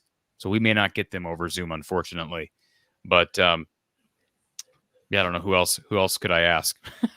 That's more of a Kirk or Tim question. So would love to ask it, but again, unfortunately not able to unless we get availability over Zoom. Last couple questions here. Destiny Pirate says Iowa coaching is showing out in the Hawkeyes execution. How do we keep them playing so confidently? More big play targets and exotics to open up the field, possibly, Don? I'd like to think so. Absolutely. You've heard me say before, trick plays make a lot of sense. They really do. And the simple example I use, I just take you back to the Big Ten championship game with Cade McNamara playing quarterback for Michigan that day. Michigan had 4 exotics in that game. They were worth 159 yards. And I didn't see Michigan apologizing for having to use trick plays. That's just smart football. You do whatever you need to do to get the win. And if you can fool the opponent, that's simply part of the game. And the best coaches find a way, one way or the other, to fool the other team with their play calling and with trick plays too. Speaking of play calling, OS for Hawks wants to know why not more play action when KJ's in the backfield. Is that coming, Don, as they build tendency? You'd like to think so. Absolutely. Brian Ulrich, can you talk specifically about the Iowa 33-yard passing touchdown, what you saw? Was that the Dayton Howard play? Yes, I think it was. We kind of talked about that earlier, Don, but just good play design and well-timed on a first down. Yeah, no recall. There's some kind of play action. I can't remember what it was. Maybe it was just a flash fake to a motion man. I can't remember. But there was something in the backfield, not to mention an over route. It actually worked across the formation. So in that aspect, there was action one way and an over route the other way. Action was to the right, over route was moving to the left. It was a well-designed play, and it couldn't have been thrown much better. Z-Man, really appreciate this comment. Hawkeye fans, how do not more of you subscribe to From the Hawkeye of the Storm? We're all diehard Hawkeye fans. Let's show some love. It takes enormous time, effort, and whatnot to bring this expertise. Well, thank you, Z-Man. Do appreciate that. Those comments are always much appreciated. So, again, Iowa defeating Washington 40-16, and Iowa now will take the trip out to East Lansing to take on a more familiar foe. This, of course, was Iowa's first chance against the new 4 teams joining from the Pac-12 in Washington, USC, UCLA, and Oregon. But now the Hawkeyes will play at Michigan State this coming Saturday, and it's a night game in East Lansing, Don. But this is a Michigan State team I think is vulnerable. We talked about Aiden Childs earlier. He's not shown anything to me. He's shown at times, I think, lack of awareness on the football field. He's a young quarterback that didn't come with a lot of experience when he transferred over with his head coach from Oregon State. He's got good feet. His arm has been susceptible, and his decision-making hasn't always been good. I think it's a vulnerable team. I think Iowa wins by a couple of scores. I'm not making any score predictions right now, but just give us some things to watch for a NBC Peacock night game. Well, the one warning I always like to mention, teams that are not hitting on all cylinders. That's a kind way to say it, I guess. One thing you do not want to do not give them any encouragement, because maybe they haven't shown a great effort up until now, but if you give them encouragement, then maybe you'll see a fanatical effort for the first time. So it's critical, and you've heard the analogy with a wrestler or a boxer. Don't allow your opponent to hang around and land a lucky punch in the case of a boxing match, or in the case of an unlikely fall in wrestling. You know, you have an opportunity to knock them out, then do it. You know, get the pin in wrestling, or knock them out in a prize fight. Same thing applies to football. If you have a chance to knock them out, do it, because that'll give you a chance to play more players that deserve an opportunity to play. Gives you a chance to get your starters out. Gives you a chance to be a little fresher with those starters for the next game. And it's great for morale, of course, when the backups do get to play. A couple of really good players to watch. Jordan Turner, excellent linebacker for the Spartans. And their kicker, I was familiar with him. They played him, was it last year, Jonathan Kim. He's 9 of 9 on the season from field goal range. So, there's that. But I got to do more research on this team. Their last 2 games, they've gotten blown out by a combined 52 points, but they've played the 2 best teams in the conference, arguably the 2 best teams in the conference in Ohio State and Oregon. It's been a while since we've seen them against a team where they even have a chance, right, heading into the game. And you get a bye week off. What does that bye week do knowing that they get a night game and a night crowd. Who knows how big that crowd will be against a much more beatable opponent in Iowa than certainly Ohio State or Oregon. Well, is it hard to imagine that Michigan State, with the off week, didn't dedicate all of their time and energy to developing a game plan for Iowa? They have more time to prepare for us than we do them. That doesn't guarantee a win, of course. We had that same opportunity against Ohio State and it didn't pay off. But I can certainly predict that Michigan State was working hard last week in preparation for the Iowa game, not just the upcoming practice days, but even here in the off week, they're working on a game plan to find a way to beat Iowa. We better be ready. Anything short of that is unacceptable. And frankly, it really reflects poorly on your football team if you cannot get ready each and every Saturday for the next game, because there are only so many opportunities you get. You need to make them all count. Our players do have that mindset. I just hope we can put it into action right from the opening kick, right up through the end of the first half and into the second half. Don't let up until you've got them safely put away. Sooner the better. Absolutely. And keep in mind that Tommy Schuster is the backup for Michigan State. I would not be shocked. This may be the first time Iowa, trying to say they've played multiple quarterbacks, right? Troy played multiple guys. Illinois State played multiple guys. But Aiden Child's numbers are really, really suspect. On the season, throwing for just 56.6%. He's got a touchdown interception ratio of 5 to 8. He's taken 13 sacks. Now, Tommy Schuster has thrown the ball 21 times this year. He's 16 to 21, 76% through the air, and better passer rating. Although, again, how much of that was in garbage time? But Schuster is a guy who has experience. Don, where was he last year? I'm not sure. Where was he last year? Because for some reason that name. I know he's like one of the older guys in the Big Ten, I believe, if I'm not mistaken. Let's see here. Yeah, 6th-year guy, and he was at. Where was he at before? This is going to bug me unless I can figure this out. He was at North Dakota.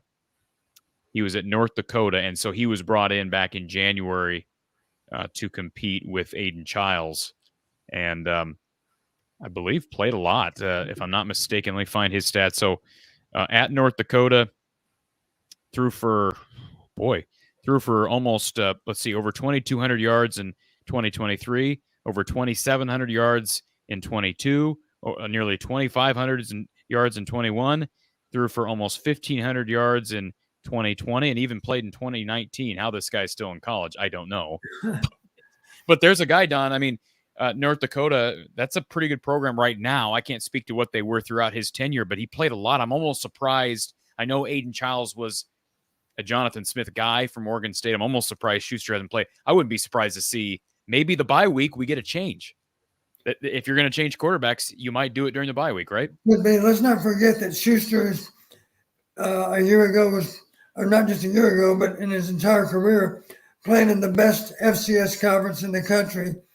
So if you're playing against South Dakota State, North Dakota State, that's very much like playing a team that might be in the Big Ten.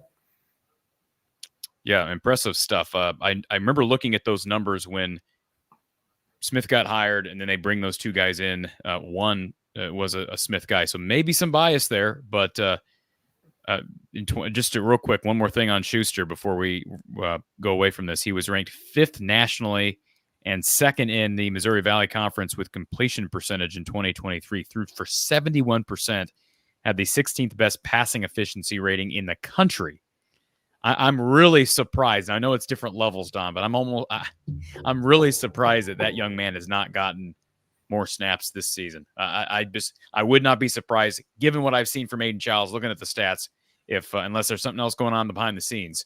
But I'm guessing Schuster may play against Iowa and may play more heading into the home stretch of the season. Final thing, Erica wants a Hayden Fry bedtime story. Don, do you have one that comes to mind? Well, this comes to mind for me. take it back to 1985. We're playing Michigan State in Kinnick.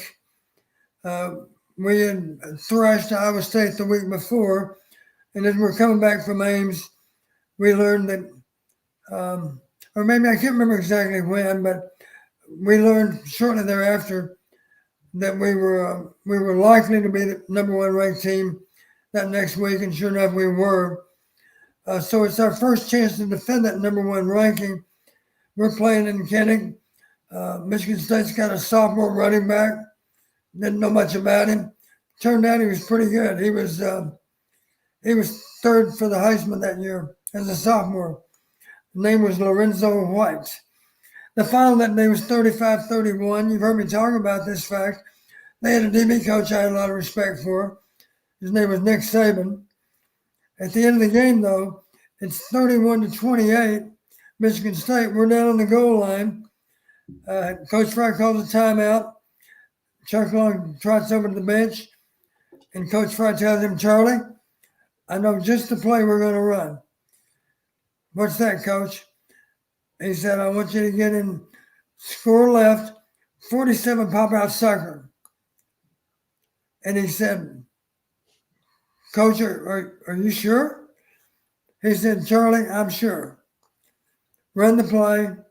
And oh, by the way, be sure you demonstrate that you do, in fact, have the ball. A year before, we'd lost a game to Michigan State in Kinnick. Chuck had run an option play on the goal line. They ruled that he didn't break the plane. A lot of Iowa fans to this day would tell it was a bad call. But anyway, Coach Wright did tell Chuck, be sure that they know you got the ball. Well, you know what Chuck did? He took it to an extreme. He goes jogging into the end zone with the ball held above his head. And Chuck defended himself afterward by saying, Coach Wright told me to be sure they knew I had the ball. So he was just showing the officials that he did have the ball. The funny part of it all, Chuck wasn't sure about the play. Coach Fry was. Charlie, just run the play. It's there. Trust me, it's there. Now, he probably said that in part because Bill Snyder and I were in the press box, and we were telling Coach Fry that it was there too. So he was saying it with confidence. It wasn't just his opinion. It was also the opinion of the coaches in the press box that we could sucker him on the play and Chuck could jog into the corner of the end zone. That's what happened. Great stuff. More than just I see several people in the chat that are expressing pleasure in listening to these just reminiscing sessions of Coach Fry. So good stuff, Coach Don. And again, Iowa, Michigan, I almost said Nebraska. Iowa, Michigan State next Saturday, 6:30 p.m. Central Time, NBC Peacock. You can find the game there. Coach, we're going live right after. Is that the deal? Yes. Let me get my schedule straight. You don't have any games next week, do you? You don't have to call a game next week. Yeah. I'm not going to be at home that Saturday afternoon. I'm going to be at another football game. But by then, by the time that the Michigan State game kicks off, I should be safely in my hotel room watching the game, taking notes, even in real time. And that'll give us a chance to go on right after the game, Corey. Could be a late night, at least for me. I'm not going to keep you up all night, Don. But 6:30 p.m. kick from East Lansing, 7:30 East Lansing time. So interesting. And when is the short week? When do they get UCLA? That's in November? That's in November. So that's still a ways away. I saw somebody bring that up earlier.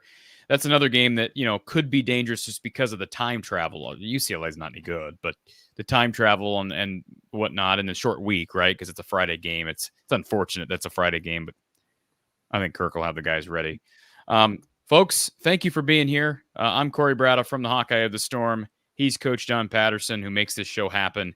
And if you've not done it, get over to Iowa Smokehouse, folks. Get your orders in today. Use the code Hawkeyes for 15% off your total order with their thick and tender cuts of absolutely everything. Steak bites, jerky, meat sticks. Their barbecue sauce is great.